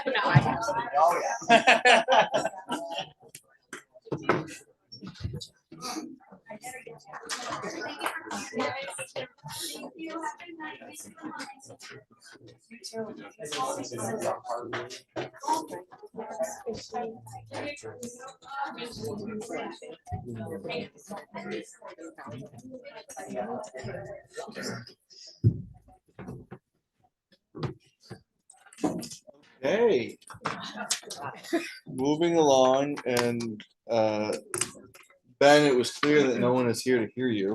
I feel bad for you. Make it remember that. We good? Good? Yeah. Yeah, that's just terrible intro. Terrible. Well, Take it away when you're ready. all right.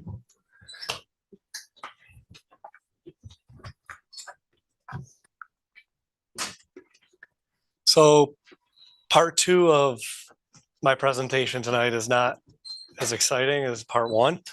Some of you might have remembered, I was kind of here last year. We did a little bit of a tax cap.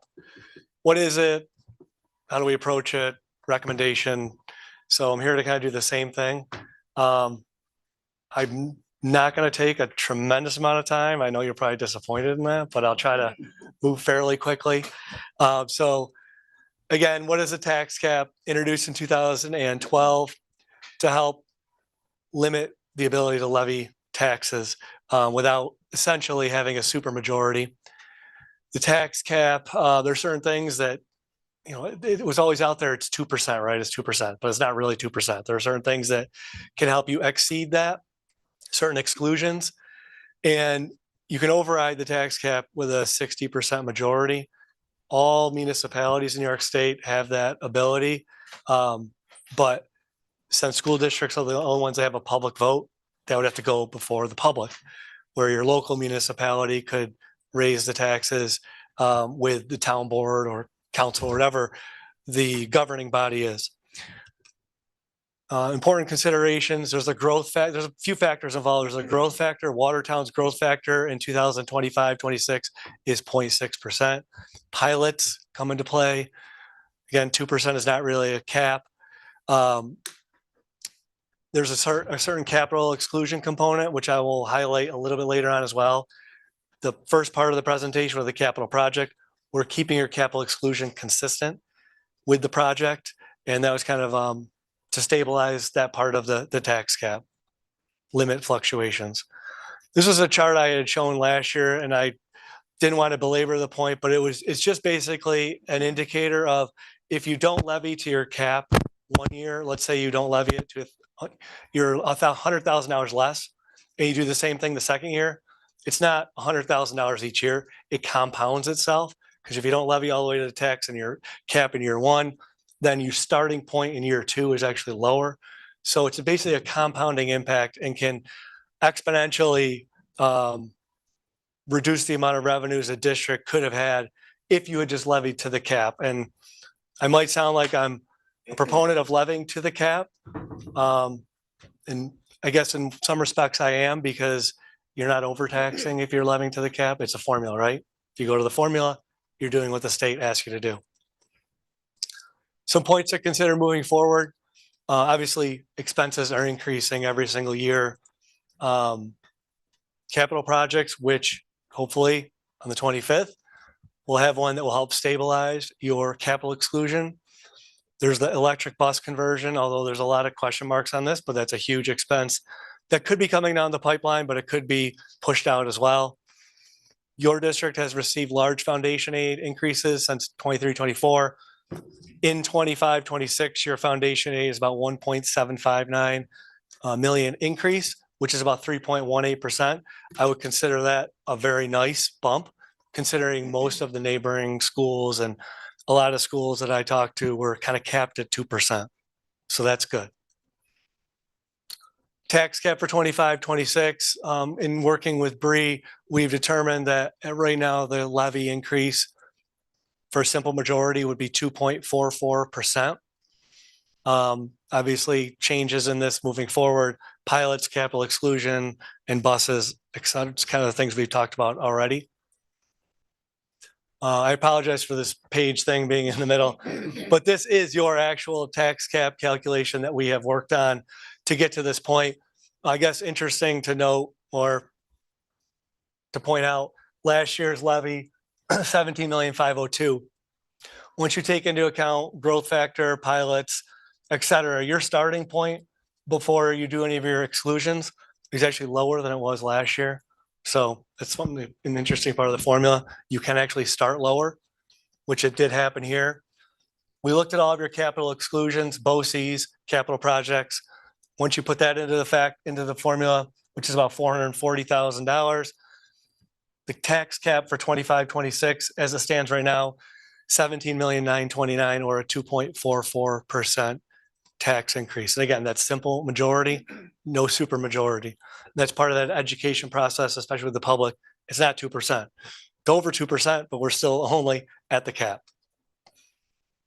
We didn't share this on the earlier part, but I figured it would be beneficial to put this in here. This is what we had last year, I think, when I talked about the project and how we layered in and keep the capital exclusion consistent.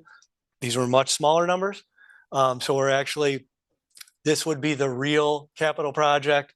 All of your current debt for 24, 25 is 4.6 million. All of your current building is 4.2 million.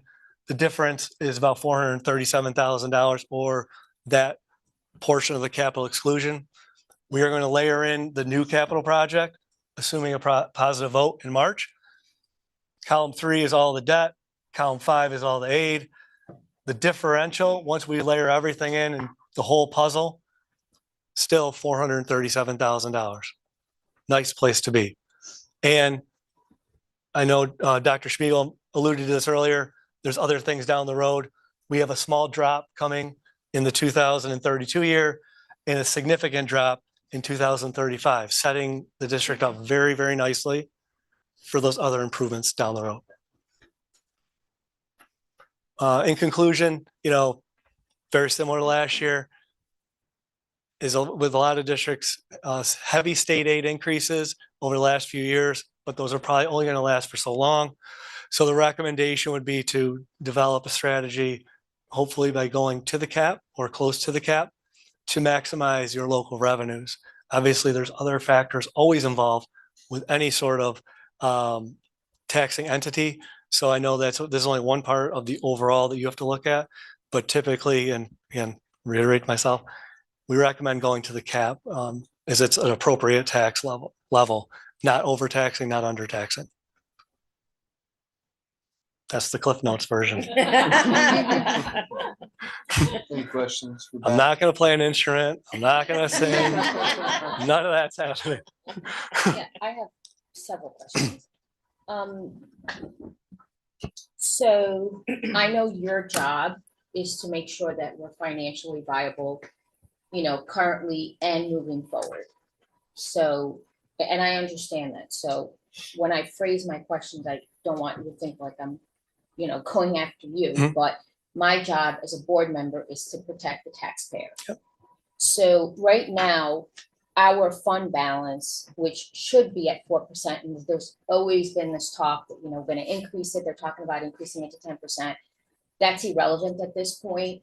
The fact is that our fund balance is very healthy and way above 4%. Okay, so that puts us at a financial advantage, number one. Number two, even though the foundation aid across the state has mostly reduced for most school districts, like you said, we're at 3.18%, which is very healthy, and that's fortunate, not fortunate, because of our socioeconomic status of our students. So I've lived in this community 30 years, and about 60% of our population fits into that status. That's not going to change anytime soon. And if we're basing foundation aid on socioeconomic status, I don't think that all the people are going to leave Watertown. In fact, the more affluent people are leaving Watertown, which really hurts our tax base as a city taxpayer. So where I struggle with some of this is that I understand, there's this whole concept of leaving money on the table. Like that whole concept was discussed last year. And you're saying, so last year we had a 0% tax levy, right? There was no tax increase. And so we're starting this year, you said at 17,502. Right. But at the end of the day, when you do all your calculations, if we approve a 2.4, we're still ending up at 17.9. Right. So where I struggle with this is we live in a community where our property taxes are going to continue to increase.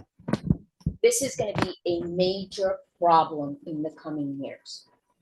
We have a capital improvement project of 110 million, which I think is extremely attractive to the community, that there's no tax increase on it. That's great, that's attractive, and we want that, and I think we should all be proud that we got there.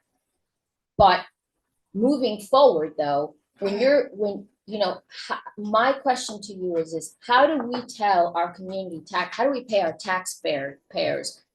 We're going to do our we're gonna do a 2.44% levy, but our fund balance is very healthy.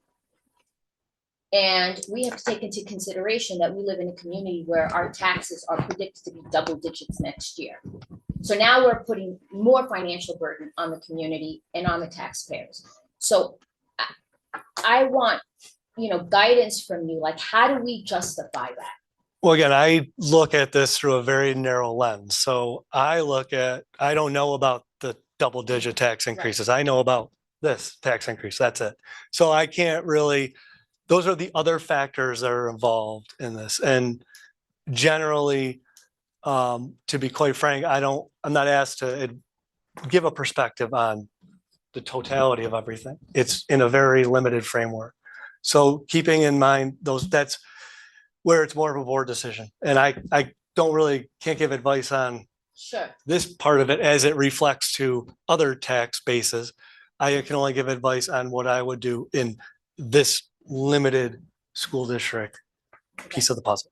So that's fair. Yeah. No, that's fair. Yeah. But you're right. And then I would just mention too, the fund balance piece of it. I will say that although you're right, 4% is the limit, which the cap is at. A lot of districts I work with understand that 4% is a little thin. Of course. And for anything over 4%, although to the state rules looks like you're exceeding their limitation, any credit agency or any lender of money is going to, lay out the red carpet for you for having more than 4%. So it helps in undertaking a project that we're thinking of undertaking. If the voters approve it, it will help in that respect later on with borrowing rates for sure. Yeah, I remember you saying that last year, which is most of the reason that we can actually do such a huge project. It's probably Absolutely. the biggest project in Jefferson County. It is the biggest project in Jefferson County. And so Bree, what is the percentage of our fund balance of our operating, like what percentage are we at? As of June 30th, the auditor's report is 24.75%. Wow. Not as much as Carthage. Well, Carthage is in trouble for it, so, and we definitely don't want to be there. They're being called to the carpet because of that. And just so whoever's watching also knows, and I just want to, Larry has said this in our meetings, because we have a healthy fund balance, we can take some of that money and actually pay up front for some projects that we're going to do. Which one of the examples that was used earlier, right? The Massey Street. Massey Street does not, we don't get any building aid for that building because there are no students in it. So that has to be 100% paid out of our fund balance. That project was sitting at about 1.4 million, so that would be something. The stage of the high school, the condition of our high school stage is not okay. Bree and I took a tour of it, and I left that stage, and I said, I want that done. We brought it to the board approved it. We're looking at Starbuck. Starbuck has some issues with the playground. It's not ADA compliant. It's very old. It's got some safety issues. That's something that can be. So there are separate one-time projects that we can build into this. Yeah, I mean, I don't mean to put you on the spot, but I think it's very important that this board starts to think about how you're going to market that levy to the community. I think last year we were hesitant because it was a 0%. And, some of us, I know that when I spoke to people, I said, we're doing a 0%, but we had talked amongst ourselves that probably wouldn't be the case the following year. So I think maybe there was some groundwork on that. But for me, I just take my job really seriously, and my job is to protect the taxpayer. And so we need to find, and we have a beautiful presentation. The video was better than the one we showed at Knickerbocker, I think, just because we had students and we had teachers. I think that's definitely going to sell. But I think as a board, we need to start thinking about how we're going to market that tax levy. Fair, absolutely. Yep. So no attack on you. None taken. None taken. Exactly what I expected you to say. I know, no surprises for me. I know. Yeah, no. But thank you, Ben. You're very, very informative. Appreciate all those numbers. Anybody else? Well, Ben, I'm sure you'll continue to stay for the rest of our meeting. Run while you can. Thanks, everybody. Thank you so much. Thanks, Ben. You too. We'll work on the instrument later. I just played the trumpet girl. All right, there's an opening. We'll expect that next time then. Now the moment that we've all been waiting for. Mrs. Lori Converse is going to give us the policy committee meeting report. Right, well, tonight at policy, we talked about head lice. Oh, wonderful. Yes. All right. Everybody in. Um, Jason. I was gonna say I'm out. Say the word. I know. Anyway, so we talked about policy 7106. Dr. Rudd came in as long as one of our school nurses, and I apologize, I can't remember which one it was. We were just talking about this because Tina brought it up, and regarding parents had asked her about lice and how do we handle it. I was under the assumption that we still checked kids like they did mine back 10-12 years ago. We don't do that anymore, and there's a bunch of reasons that I will save time to not go over tonight. But so what we did talk about is looking at our policy and doing some rewording on some things. And we also talked about having additional resources for our parents, because we do realize there's a lot of parents that don't have the resources if their child does have lice to treat that. So we're going to look into possibly getting some lice kits at all of our schools, maybe even getting them donated, not to give to everyone, but we do have some, social, emotional parents that, might need some help with that. So we're going to look into that, look into if nurses can help with the treatment. We're going to look into changing the verbiage on this policy in regards to having nurses look at, follow up from 7 to 10 days, how that looks, and then how that looks after day 20, because as Millie can probably attest to, that you can look at it 20 days later and they could still possibly be growing there. So we also looked at doing a QR code and an informational. Can we stay on lice for a second? Yeah, Please. we're still on lice. We're still on lice. Oh, we're still on lice? Yeah. Okay. We're gonna look at a QR code or an informational handout that we're gonna give out the beginning of the year to parents and during mid-year, where they like to share hats and things like that as well. Because then she had mentioned, the nurse has mentioned that, a lot of parents, there's continual families, because some families think that, well, I had it and they don't treat the problem. So we just want to be proactive, change the verbiage, which once we do bring it to BOCES to change the verbiage, then we'll present it to you guys before we put it to a vote. And Dr. Schmiegel and Tina are going to look into the additional resources, what we can do at the school level, if we can allow kids to be treated at school if it's not being taken care of. So that's basically what we talked about the whole meeting.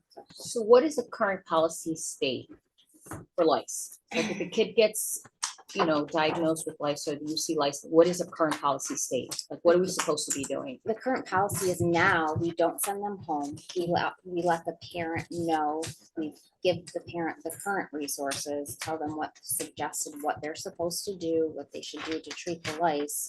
The kid goes home at the end of the school day, and then they go home the next day. I mean, they come back to school the next day. There's no really like follow-up per se right now. So When was that policy written? In oh, that's a draft. I don't know What was the original policy? Yeah. Here it is. So 2020, so adopted in 17, revised in 2020, and Yeah. in 2022. Yeah. Just maybe you would know, or Tina, I don't know. At what point why was the policy changed that if a kid gets diagnosed with lice, they get to stay in school?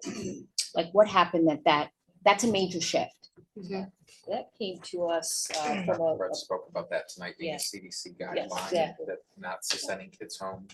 So that there was a CDC. shift with CDC. Okay, that's what I want to know, CDC. So here, I obviously see a lot of this, okay? And I'm going to tell you what the problem is. The problem is that parents do not know how, it's not, I would tend to guess, I mean, my population is about 65% Medicaid anyway, so I'm pretty accurate at what I'm gonna say.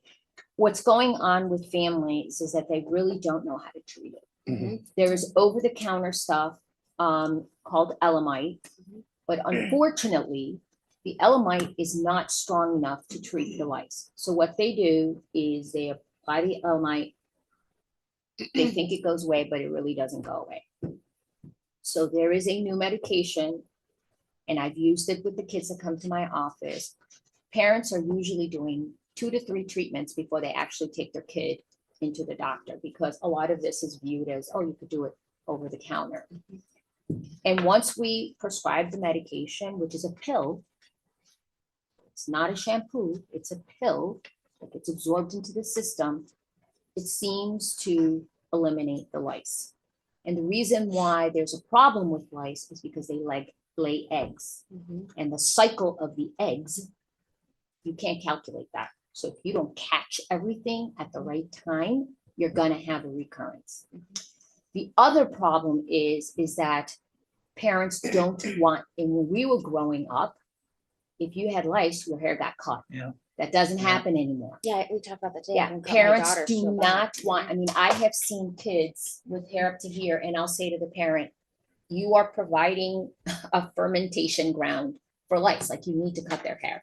And they're very, very resistant. However, the pill seems to work really well. So in part of our educational process with our nurses, and parents don't know that, and maybe what we should be doing is educating parents that they either need to see their pediatrician, or they can go to, I mean, there's 3 urgent cares. They can go to any of the urgent cares, get the prescription, and eradicate this. Because it is true that they changed, that kids don't need to go home, which I don't understand, because remember, we used to have lice outbreaks, and now that's starting to happen again. But it's really because parents don't know how to really effectively treat it. So you answered my question. That was a part of the QR code. There are some videos. Tina, do you remember the name or any of the? I didn't really- There was a nursing association that She actually was gonna put out email videos us, on how to treat it if they're doing the shampoo. Yeah, she was gonna email us with the videos, because she said, some people, even us, would rather look at YouTube, and she said that there's Yeah. some videos that can be sent out. Yeah. But Dr. Rudd didn't mention The pill. But what he did mention was, so say a kid goes home, they do the treatment, it's not working, we mentioned that, how many doctors, if we called them, would they give them even the prescription shampoo without being seen? No. And right, and that's what It's illegal.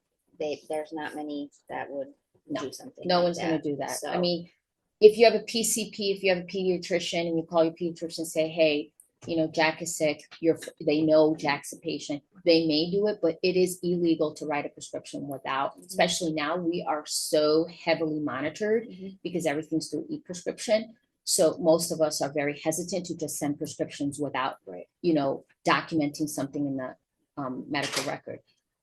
I don't think a lot of people know about the pill. The reason why I know about it is because I actually had a drug rep come to my office a couple of years ago, and we started using it. The pill works amazing, and the treatments are failing miserably, and so that's why we're having these outbreaks. So if we can provide some of that education, I'm sure pediatricians know about it. I don't know. I bet you Dr. Rudd knows, he probably just didn't think of it. The only reason I know is because I've been doing this a lot. Like, these parents are coming in and saying, I've done everything and it's not working. Well, first of all, your kid's hair is down to the floor. And number 2, the Elamite's just not strong.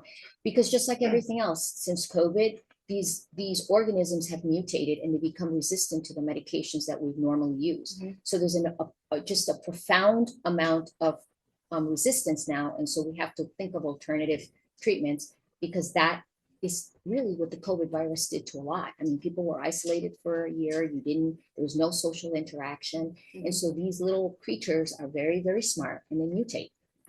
And then we have this problem. So I just wanted to share that.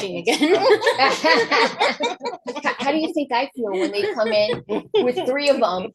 And can you look at their hair? I'm like, no, I'll just prescribe the medication.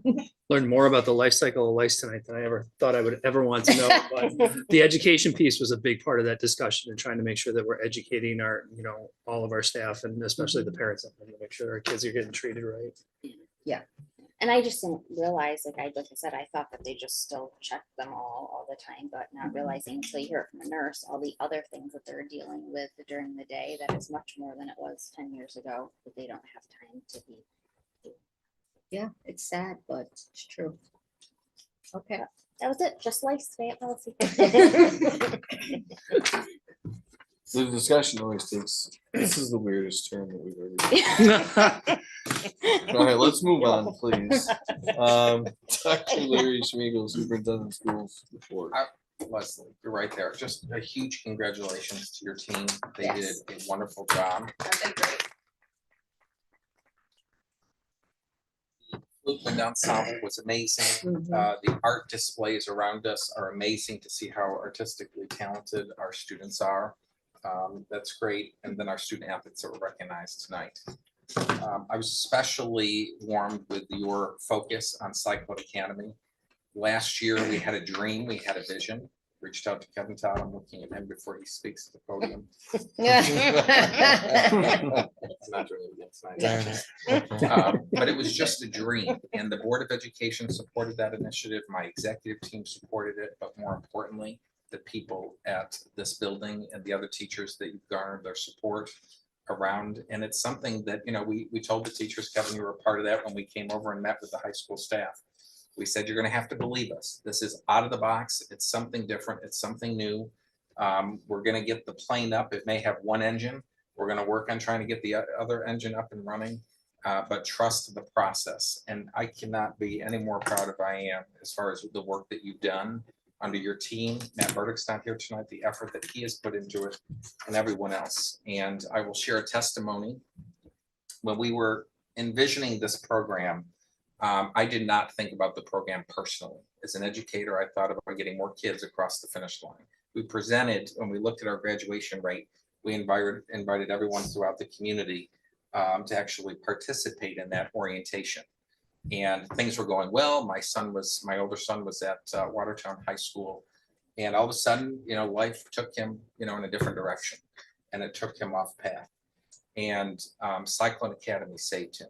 And because of Cyclone Academy and 70 other kids that are in that program, my son graduated in January. And that would not have happened if it was not for Cyclone Academy. Every kid is different. I have two sons that are opposingly opposite.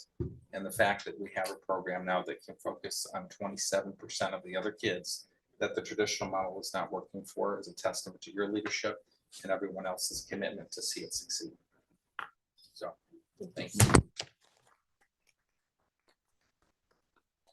I want to mention is our capital project, proposed capital project. Today, we had the opportunity to present that to our students who asked amazing questions in the student advisory. We had the opportunity today to present it to our staff and then the public hearing tonight. So just thank you to everyone who made that possible. And just to remind our community that the public vote is during Music in Our Schools on March 25th. The next thing, just to update the board on this, I presented at a prior board meeting that we are working with the City Civil Service Department to approve an Assistant Director of Facilities. It was a new title with the Civil Service. And Tina and I got recent news that has been approved. So we are excited about that. We really believe that will give us more oversight in the evening. And it also allows us to have a succession plan to prevent the vote that we are in now, although my co-head's doing a great job. The next thing that I want to mention is we are working, Brianna and I are working with Ted Trespass. He is working to present a proposition to bring to the board for their approval, and then with their approval to put it on the ballot for our May ballot. And that is we had the board listen to a presentation on Open Gate, which is a security entrance for the high school in case. And so we're looking at that. And the other thing that this district desperately needs for safety is handheld radios that actually are secure. They're on our own network and they work across buildings and across the district. We currently do not have that. We do not have them in our vehicles. And so we want to move in that direction. So we're looking at a safety proposition, and Ted Trespass is going to help us present something to the board on that. The next thing that I want to mention is I will be heading to Albany Saturday, Sunday, Monday, and Tuesday to lobby to our legislatures to advocate for fair and equal funding for Watertown City School District. So we're excited about that opportunity. And I already mentioned the student advisory, but I'm going to mention it again because every time we meet with these students and hear what they have to say, it makes me proud to be here, to be an educator, and to work with these fine students. They talked today. We had some kids that are passionate, Tina and I made them kind of stick to one thing with a project, because this year their goal was to be a mentor and to create a project similar to like the vending machine or something similar. And our students today talked about the need for a social worker or counselor with our athletes. And so we have students that are going to be working with, we're going to be reaching out to Kevin Todd, you're learning it publicly. From the teacher negotiation standpoint, we're going to be reaching out to Tina and her department personnel, some social workers in our district to see, is it something that we could create a stipend for to support a current social worker that will help our student athletes that are struggling with social emotional. That was their idea. Behaviorally, our students want to create, or student engagement wise, excuse me, they want to create buddy benches at the elementary level so that if a kid's sitting at the bench alone, other kids go up and play with that particular student or encourage them to engage in the playground.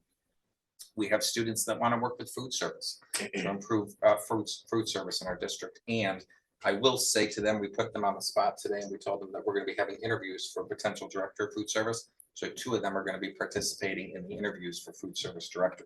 So we're excited about that.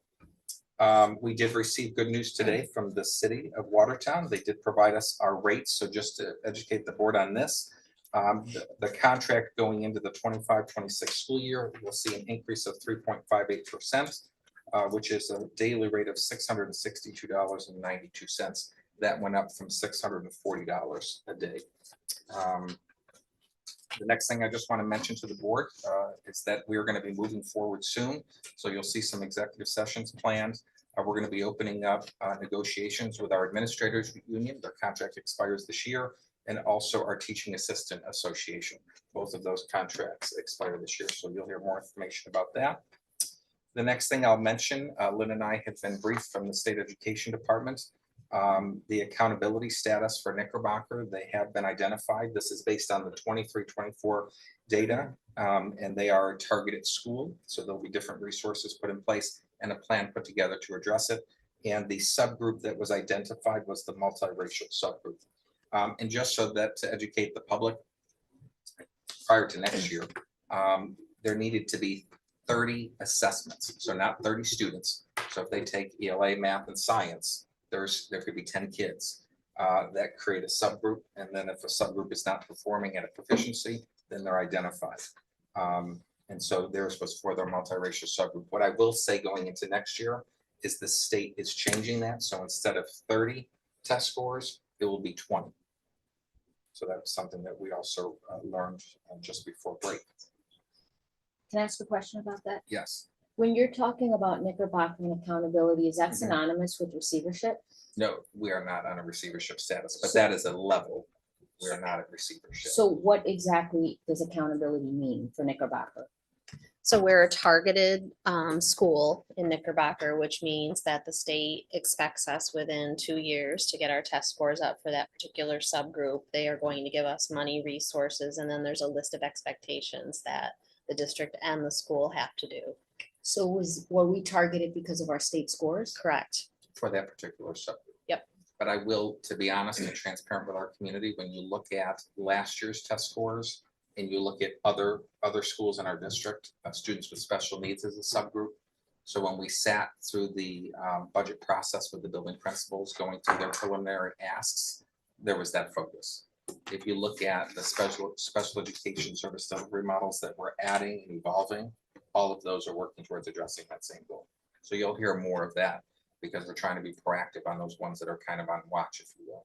So when they are targeting the multiracial subgroup, how are they coming? How are they targeting the multiracial group? Why were we listed because of that? So we were targeted because of our state score. So that's Knickerbocker. Yep. And now cut. We're it's the test focused- scores of our multiracial kids at I Knickerbocker. didn't, I didn't realize that they identify race when you take those tests. When they register for school, I they know that. can identify as one or Makes more sense. race. Okay. So the thing that we're trying to watch out for is next year, like I said, they're changing it to 20 test scores instead of just 30. So it's going to be much easier for schools to get identified. Mhm. And that is all that I have. Very good. Items for consent agenda. Resolve that consent agenda items A, B, and C are hereby approved. Motion, please. John. John, second. Tina. Tina, all those in favor? Aye. Any opposed? Motion carries. Items, report action. Resolve that athletic and field trip transportation agreement, general homes school transportation agreement, and summer school transportation agreement between the Watertown City School District and the First Student Incorporated, as presented to the board, are hereby approved. Can I have a motion? Go ahead. Kelly, second. Any discussion? All those in favor? Aye. Any opposed? Motion carries. Resolved that the following revised Board of Education policy is hereby approved and adopted. 6303, rights of nursing employees to express breast milk. Motion, please. John. John, second. Lori. Lori, discussion. All those in favor? Aye. Any opposed? Motion carries. Resolved that the proposed new course, Social Studies AP World History, Modern for the 25-26 school year at Watertown High School is hereby approved. Motion, please. Kelly, second. John. John, any discussion? Yes, is that, we never taught that before? We, Oh. we have taught AP history before, but I don't remember teaching it. I don't want to say it's never been taught, or, we teach, we taught obviously a variety of different courses, but it's been a very long time since that. We have a new social studies teacher at the high school, who expressed an interest very early on teaching the course. And brought it to us. So I have to put it back to this. So these kids who take AP classes, when they graduate, do they get a weighted GPA or is it just on the No, 4.0 they do scale? not get weighted GPA. Okay, so it just counts as a potential college credit. Potential. Potential, if the And I school- say potential only because some schools Don't will take it. acknowledge and accept, Mhm. other schools will not. I happen to personally know a young lady who got a perfect 5 on her AP English Lit and Comp exam, and her university would Would take it, accept yeah. Okay. So I only point that out as a way of caution, because Yeah. there have been upset graduates in the past. who say, "Oh, Yeah. you did so well," but it really does depend on the Where you go. individual institution of higher learning. Yeah. But whether they accept the credit or not, every institution will Right. tell you that having AP on your, Is very powerful. yes, Yeah. absolutely. Yes, I agree, Mr. Chairman. Thank you. Sorry.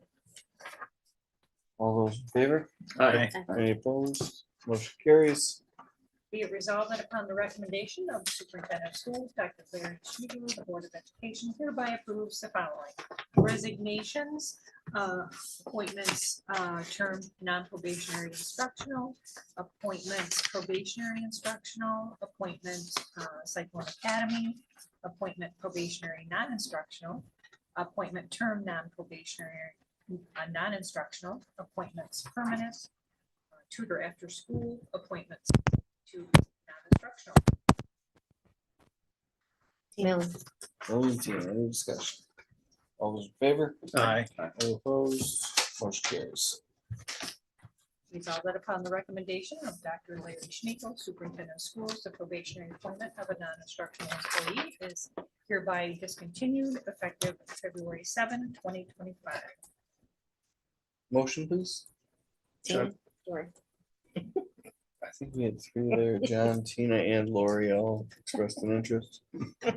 Any discussion? All those Aye. any opposed? Motion carries. Of Dr. Larry Schmidl, Superintendent of Schools, the probationary appointment of a non-instructional employee is hereby discontinued effective February 7, 2025. Can I have a motion, please?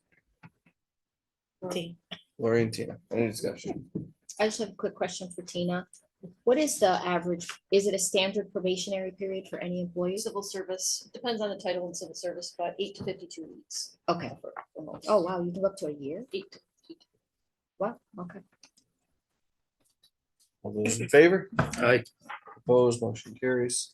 Resolved that 3 General Brown Central School District students are hereby authorized to practice and travel with the Watertown High School track and field team at Watertown High for the 24-25 season. These students will compete as independent under General Brown Central School colors. Can I have a motion, please? John. John, second. Go ahead. Kelly, discussion. All those in favor? Aye. Any opposed, motion carries. Resolve that the disposal, recycle, or donation of damaged, outdated, and unused books from the library at Case Middle School, as per the list reviewed by the board, is hereby approved. Motion, please. Millie. Millie, second. John. Any discussion? All those in favor? Aye. Any opposed, motion carries. Resolve that the disposal, recycle, or donation of damaged, outdated, and unused books from the library at Sherman Elementary School, as per the list reviewed by the board, is hereby approved. Can I have a motion? Millie. Millie, second. Lori. Lori, any discussion? All those in favor? Aye. Any opposed, motion carries. Resolve that the disposal, recycle, or donation of damaged, outdated, and unused books from the library at Watertown High School, as per the list reviewed by the board, is hereby approved. Motion, please. John. John, second. Go ahead. Kelly, discussion. All those in favor? Aye. Any opposed, motion carries. Resolve that the student trips as presented to the board are hereby approved. Motion, please. Tina. Tina, second. Lori, any discussion? All those in favor? Aye. Any opposed, motion carries. Resolve that a donation of 75 Under Armour t-shirts from an anonymous vendor for the athletic department is gratefully accepted and approved and will be acknowledged in writing. Can I have a motion? Millie. Millie, a second. Millie and John. Any discussion? All those in favor?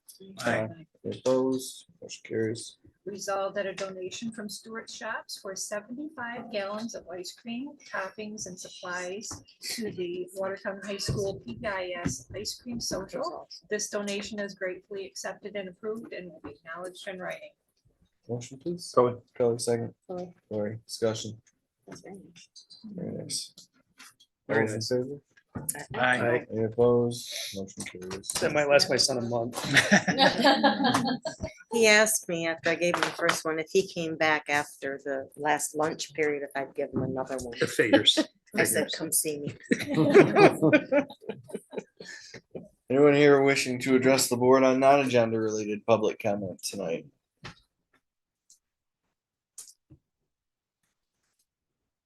Kevin, nothing? Okay. Okay. So I think we're moving along. We have another presentation from Dan Durham, our budget overview. So just a couple of updates on the budget.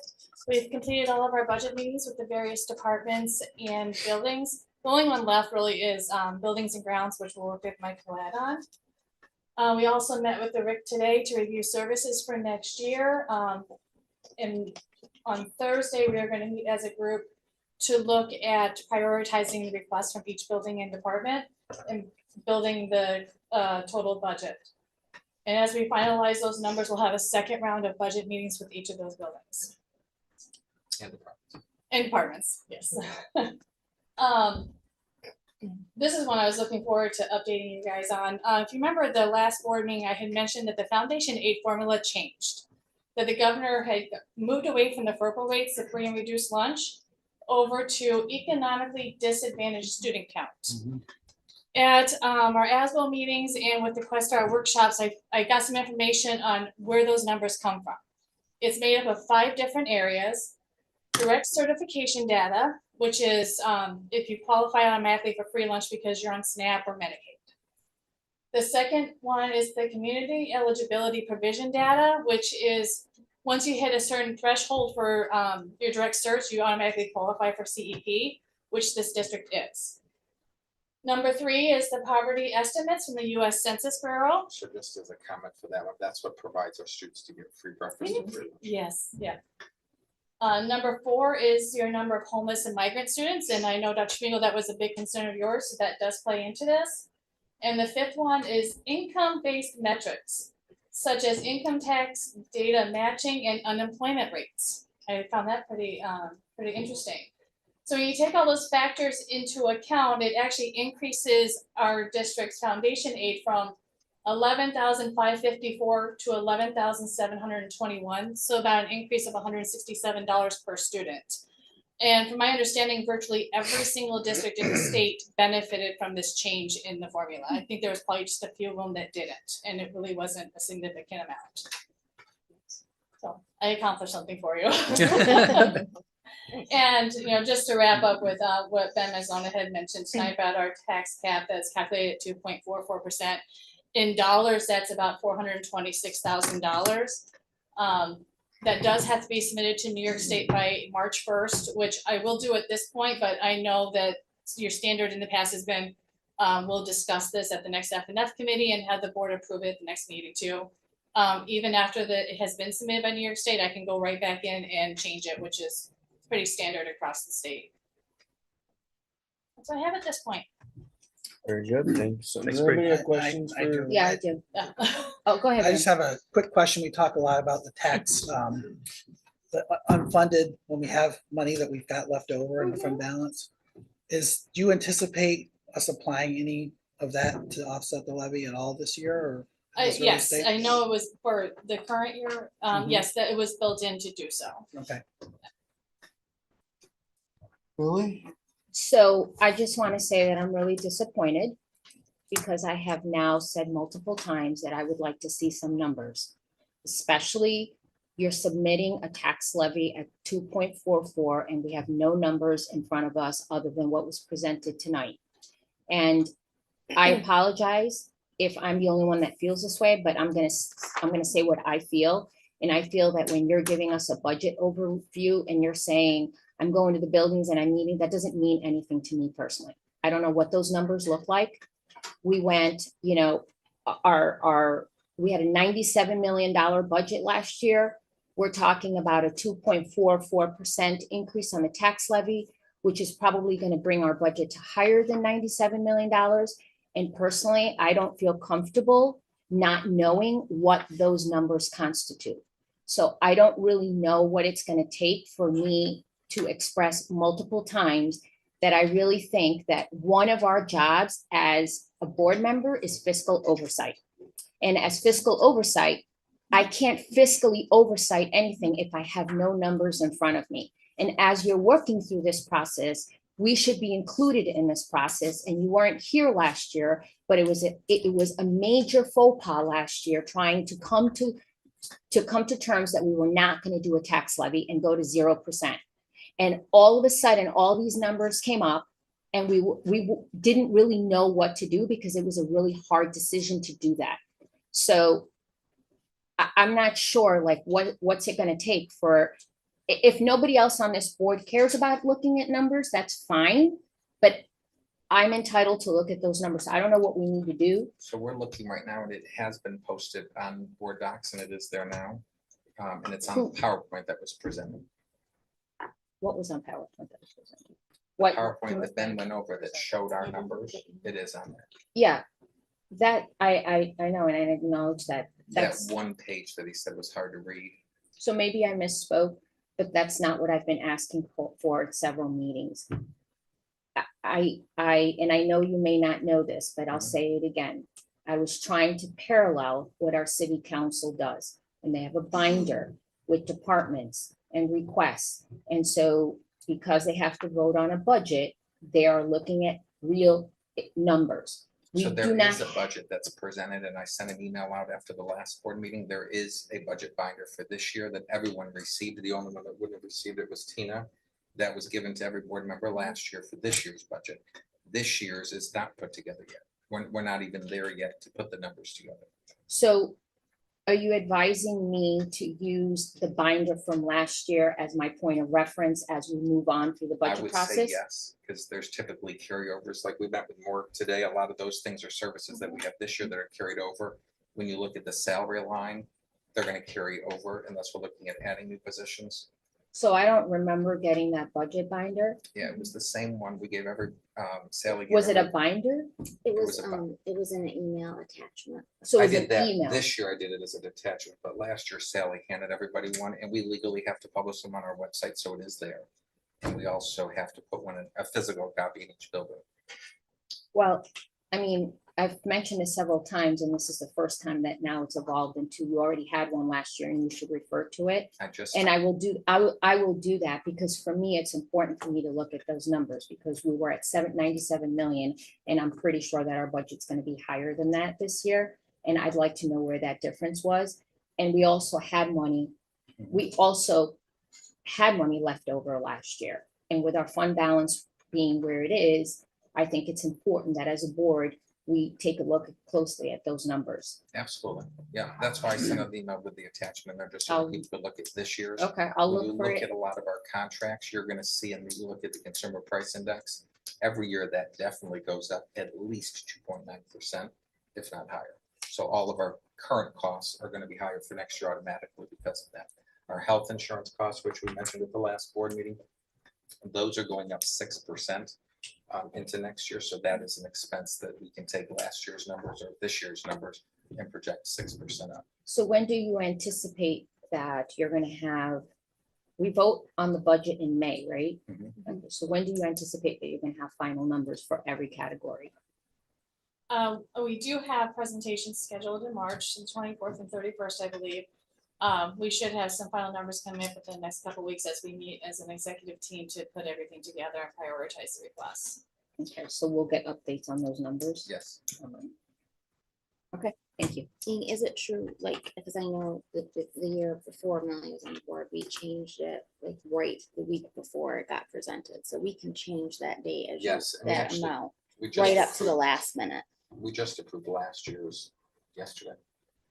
The modification when it went in and it was changed. Oh, the tax. Yeah, but I'm yes, saying, tax, so yeah. for us, even if we come right down, like we did 2 years Yep, ago, we we have. made it a negotiation, so if we want to change that right down to the week before it's Yeah, being we just presented, log we right can into do the that, and she comptroller's can go in and office. change it. She changes it and then I approve it and it's done right to the comptroller.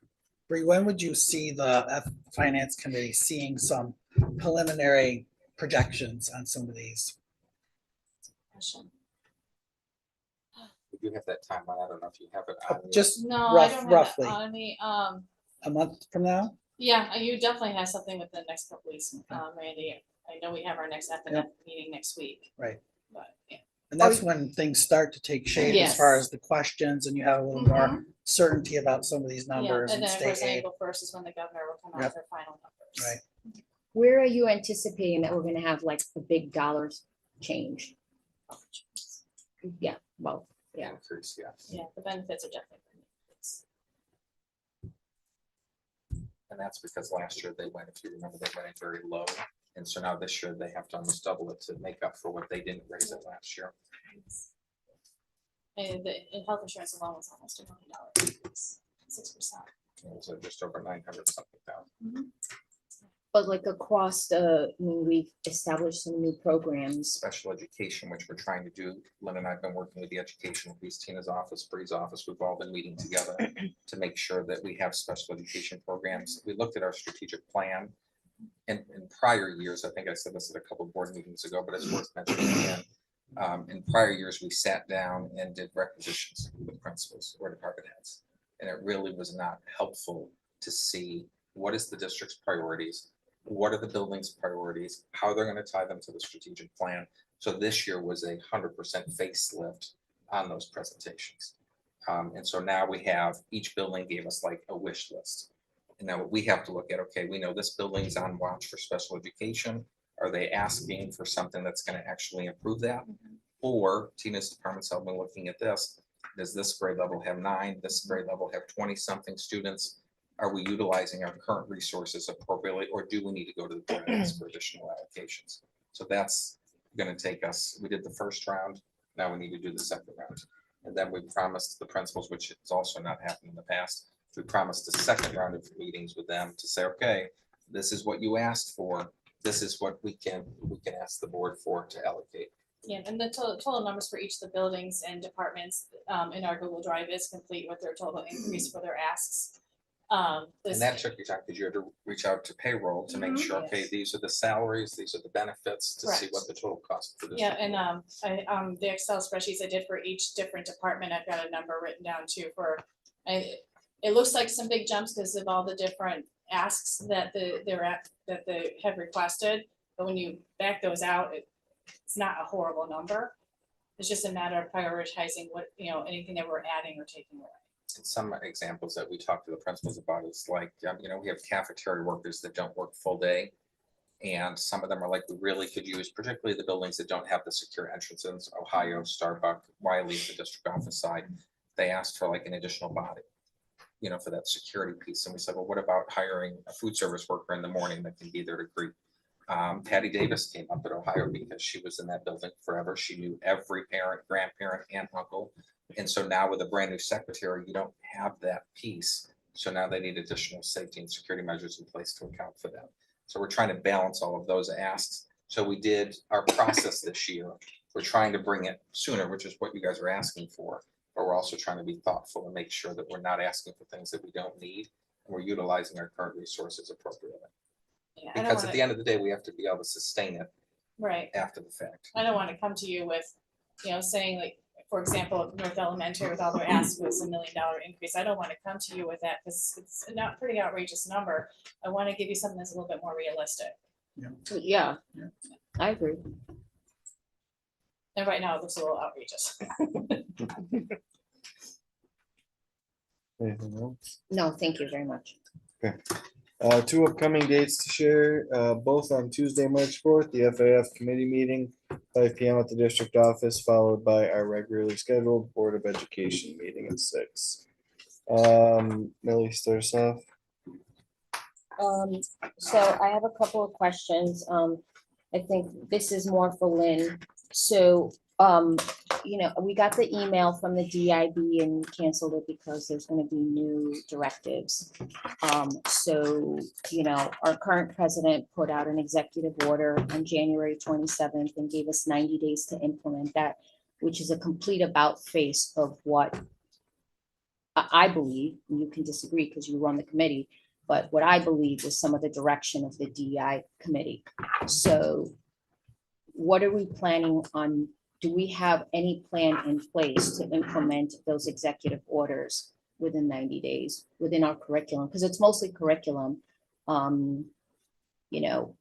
give you a great example. It's not a secret in this group of people that we had parents that were outraged and were not supportive of the I Am Leo assignment. And looking at those executive orders, I don't know how you're going to be able to continue that at the Case Middle School. So there's been no verdict on that. There's been no final decision on that. And I just think an amicable way of probably just getting rid of it is just eliminating it. Because unless you find a way, I don't know how you're going to be able to teach that, with respect to our executive orders. So I want to know what we're doing to prepare for that because we're already at the 60-day mark. So we are getting guidance from the state through BOCES, and that's what the March meeting is about. So Okay. we can make sure that we're in line with any regulations that are coming down from the federal and the state guidelines. So we'll have to wait until our March meeting in order to figure that out. And what is your thought on the I Am Leo assignment? Like, do you think that that's something that's going to be sustainable with these new orders in Case Middle School? I don't know. I know that I've read through the executive orders and there's some things on surgery. I Am Leo doesn't necessarily speak to that. So I think we have to just be very thoughtful and read through the regulations, and we will follow what the regulations tell us. Yeah, the surgery part is just one part of it. There's a whole different social perspective. And I think a lot of those executive orders are geared towards more, having education, and it's not really focusing a lot on social aspects. And I think that's where parents that are not happy with that assignment. That's where they're coming from. So I personally don't see how that can happen, but like you said, I guess you have to wait for more guidance in the March meeting, but that is definitely something that I am a little bit concerned about. And the second question I have is for Tina. So what are our current rules right now for coaches? So can a coach that is currently not employed by the district actually coach a sport? They can if there's not an internal candidate who's viable. So or nobody applies for that position. okay, so so then it's okay to encourage people who are not district employees, if they want to coach a sport, they should be able to put their name in, and then, depending on what the applicant pool is. Absolutely. Okay. So there's also, and I haven't been able to find this, and I've been looking, but I'm assuming that you would definitely know this. Is there truly a New York State law, education law, that states we have a board policy on coaching, and it says that anybody can coach. You have to take your internal candidate, obviously, but if there's someone that's better or is more qualified, there's a loophole too. But traditionally, we've, employed our own employees to coach. So my question is there truly a New York State education law that prohibits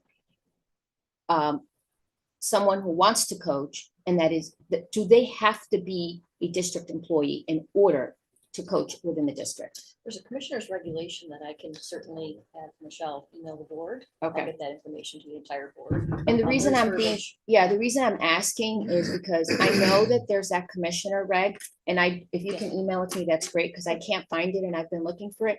But Indian River, General Brown, South Jeff, all have coaches that do not teach within the district. So I'm perplexed as to why can they do it and why can't we do it? But we have coaches who don't. Oh, I know. Yeah. We have a couple, but there's been some obstacles in the past, particularly last year. There was a big obstacle because an individual wasn't a district employee. And I get the whole, if you're in the district, you get first dibs. So if you can just send that to me, because I can't find it.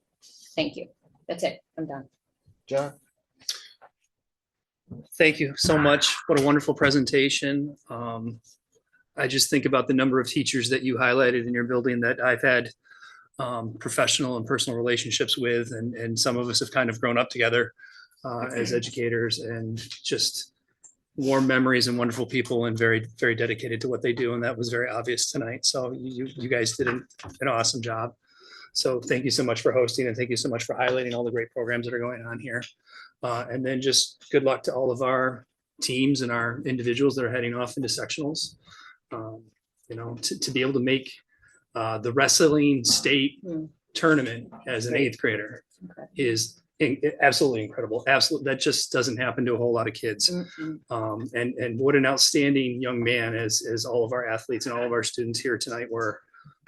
So good luck to all of our teams. I love the dedication that, would have been nice to have all of those athletes here, but they had practice because they're getting ready for bigger and better things and wanted to be there to practice with their teammates. So, the dedication that our student athletes have is beyond reproach. And so just good luck to all those teams. Tina Full. I also want to thank you for having us here and for your coffee club and for all your people and the flutes, and it was phenomenal. You did a great job as always. But I wrote down what I wanted to say because I never do this very well. So as you know, my favorite part of these meetings is acknowledging our students for their achievements, and we will continue to do this. However, I feel that all students should be acknowledged. So I'd like to acknowledge the following students. The students that woke up this morning and came to school, the students that did their homework, that helped the classmate, that got caught up on back work, that made a new friend, that said please and thank you, that told themselves they matter. I want to say great job and keep up the good work. Excuse me, you are appreciated and we are so glad you're here. That's it. All right, I wanted to say that I thought your presentation was phenomenal for the high school. I wanted to also note that, this is my 4th time coming here as a board member, and the energy was definitely different. You could feel it. I don't know if everybody else could say that, but I could feel it. And as a parent that my oldest is now 24, that has gone through this high school, I can tell you that, I know I mentioned this to you before, Leslie, like back then, the energy was great. I didn't hear many complaints. There wasn't fights. They were happy to be here. And I'm actually happy to say that now my junior, I haven't heard anything negative in a very long time. And that's great. I mean, I don't know. It's great to be back in that, where I know things still happen, but it's very rare that I hear anything negative at all. And he's generally happy to be here as well. And I'm hearing that from a lot of people. So it was great to see during the presentation that their behaviors were down. And I love that you presented and let everyone speak about their experiences as teachers, and to see their emotions behind being a teacher and wanting to be here was just so heartwarming. And to have that young lady speak about being here and how that's made her a better person. And the fact that she stood here, she said she has social anxiety, and that she stood here and spoke like that. Somebody please tell her tomorrow, like, wow. Like, I don't know. I couldn't even focus on what she was saying. So like, she said that she had anxiety and social. I was like, this is not a girl that has anxiety. She no longer has it, as far as I'm concerned. She's cured. She's cured. So anyway, I just wanted to say that you guys are doing an absolute wonderful job, and congratulations to Polly. I personally do know Polly. That was the second time I heard that story, because my own child had come and told me that had happened. I just think that's great. I wish that we had more energy like this on media, and saw the good things that are actually going on here with our students and not the bad things. So I wish he would have stayed. Go. So speaking to the behavioral, one thing that stood out to me was the decrease in the shift. You're helping the kids in the academy, but you're also lessening the distractions during regular day, helping those traditional kids. But I had one question, or not question, but comment on you mentioned the food services tour, 4th and 5th at 11. Is there an email, or could you send an email or a text that we could respond to and let me? Maybe I'll take the whole email and just send it right back out. Perfect, because it takes me a while to find it. Okay. No, but sitting here tonight, I'm going to start bringing popcorn because it reminded me of channel surfing. And I knew knowing this back into, I knew this would be a tremendous presentation. But once again, you got yourself. You started with a little C-SPAN, we went to ESPN, some Hallmark, definitely the Food Network with the Cyclone Express, and even MTV.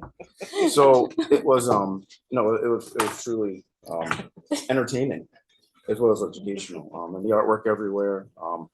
What really made the touching stories. We had an engagement announcement, I think. But the testimonials at the end really overwhelming as well. And the little changes, even as simple as the winter pep rally, to me just show that as a district, and it makes me proud to be in some way associated with this district, because it's always growing. It's always not just changing, but getting better, growing, adding new. Every time I come to a board meeting, there's something that betters our district. And it's exciting to see. So I have. Well said. Randy. Mrs. Atkinson, you could feel it last year in this room. But you can tell under your leadership, we're working on all 4 cylinders, 8 cylinders, all cylinders here at Watertown. And you can tell you've changed the culture of this building. You and your team and everyone here. It's a real testament to your hard work. And when you see Alexa standing up there, that's all you need to know. And everybody was transfixed on her. And you're changing lives in ways we weren't before. So you should be very proud of that. There is a marvelous team at this school. A marvelous team, a very large team. Scores. and that's what makes it Excellent. It's been said, you guys are doing a great job. And I think you know that we all believe that. I had a family come up to me. I was out in a grocery store, and I always kind of cringe when that happens because it's never for like a good reason. Yeah, anybody who knows me knows that I'm just automatically. But anyway, long story short, it was like a 20-minute conversation, and this family was career IHC, and they all just moved their kids to Watertown this year, and didn't have, and I gotta tell you, it was 20 to 25-minute conversation, and I didn't hear one negative thing. So that's good, and it's nice when we start getting those, because for the past 6 years, that hasn't been why people are approaching me in a grocery store. So I think that we're doing a lot of good things, and we need to keep that up. And I really want to say I really like the new video. I'm somewhat disappointed that I didn't somehow make it in there. I think with my history here with the audio visual club and just my boyish good looks, I would have been great in that, but maybe next year. So we'll hold out for that. And I guess at this time, we're in need of an executive session for the purpose of a discussion with legal counsel. Can I have a motion? Millie. Millie and Lori, all those in favor? Aye. See you next time.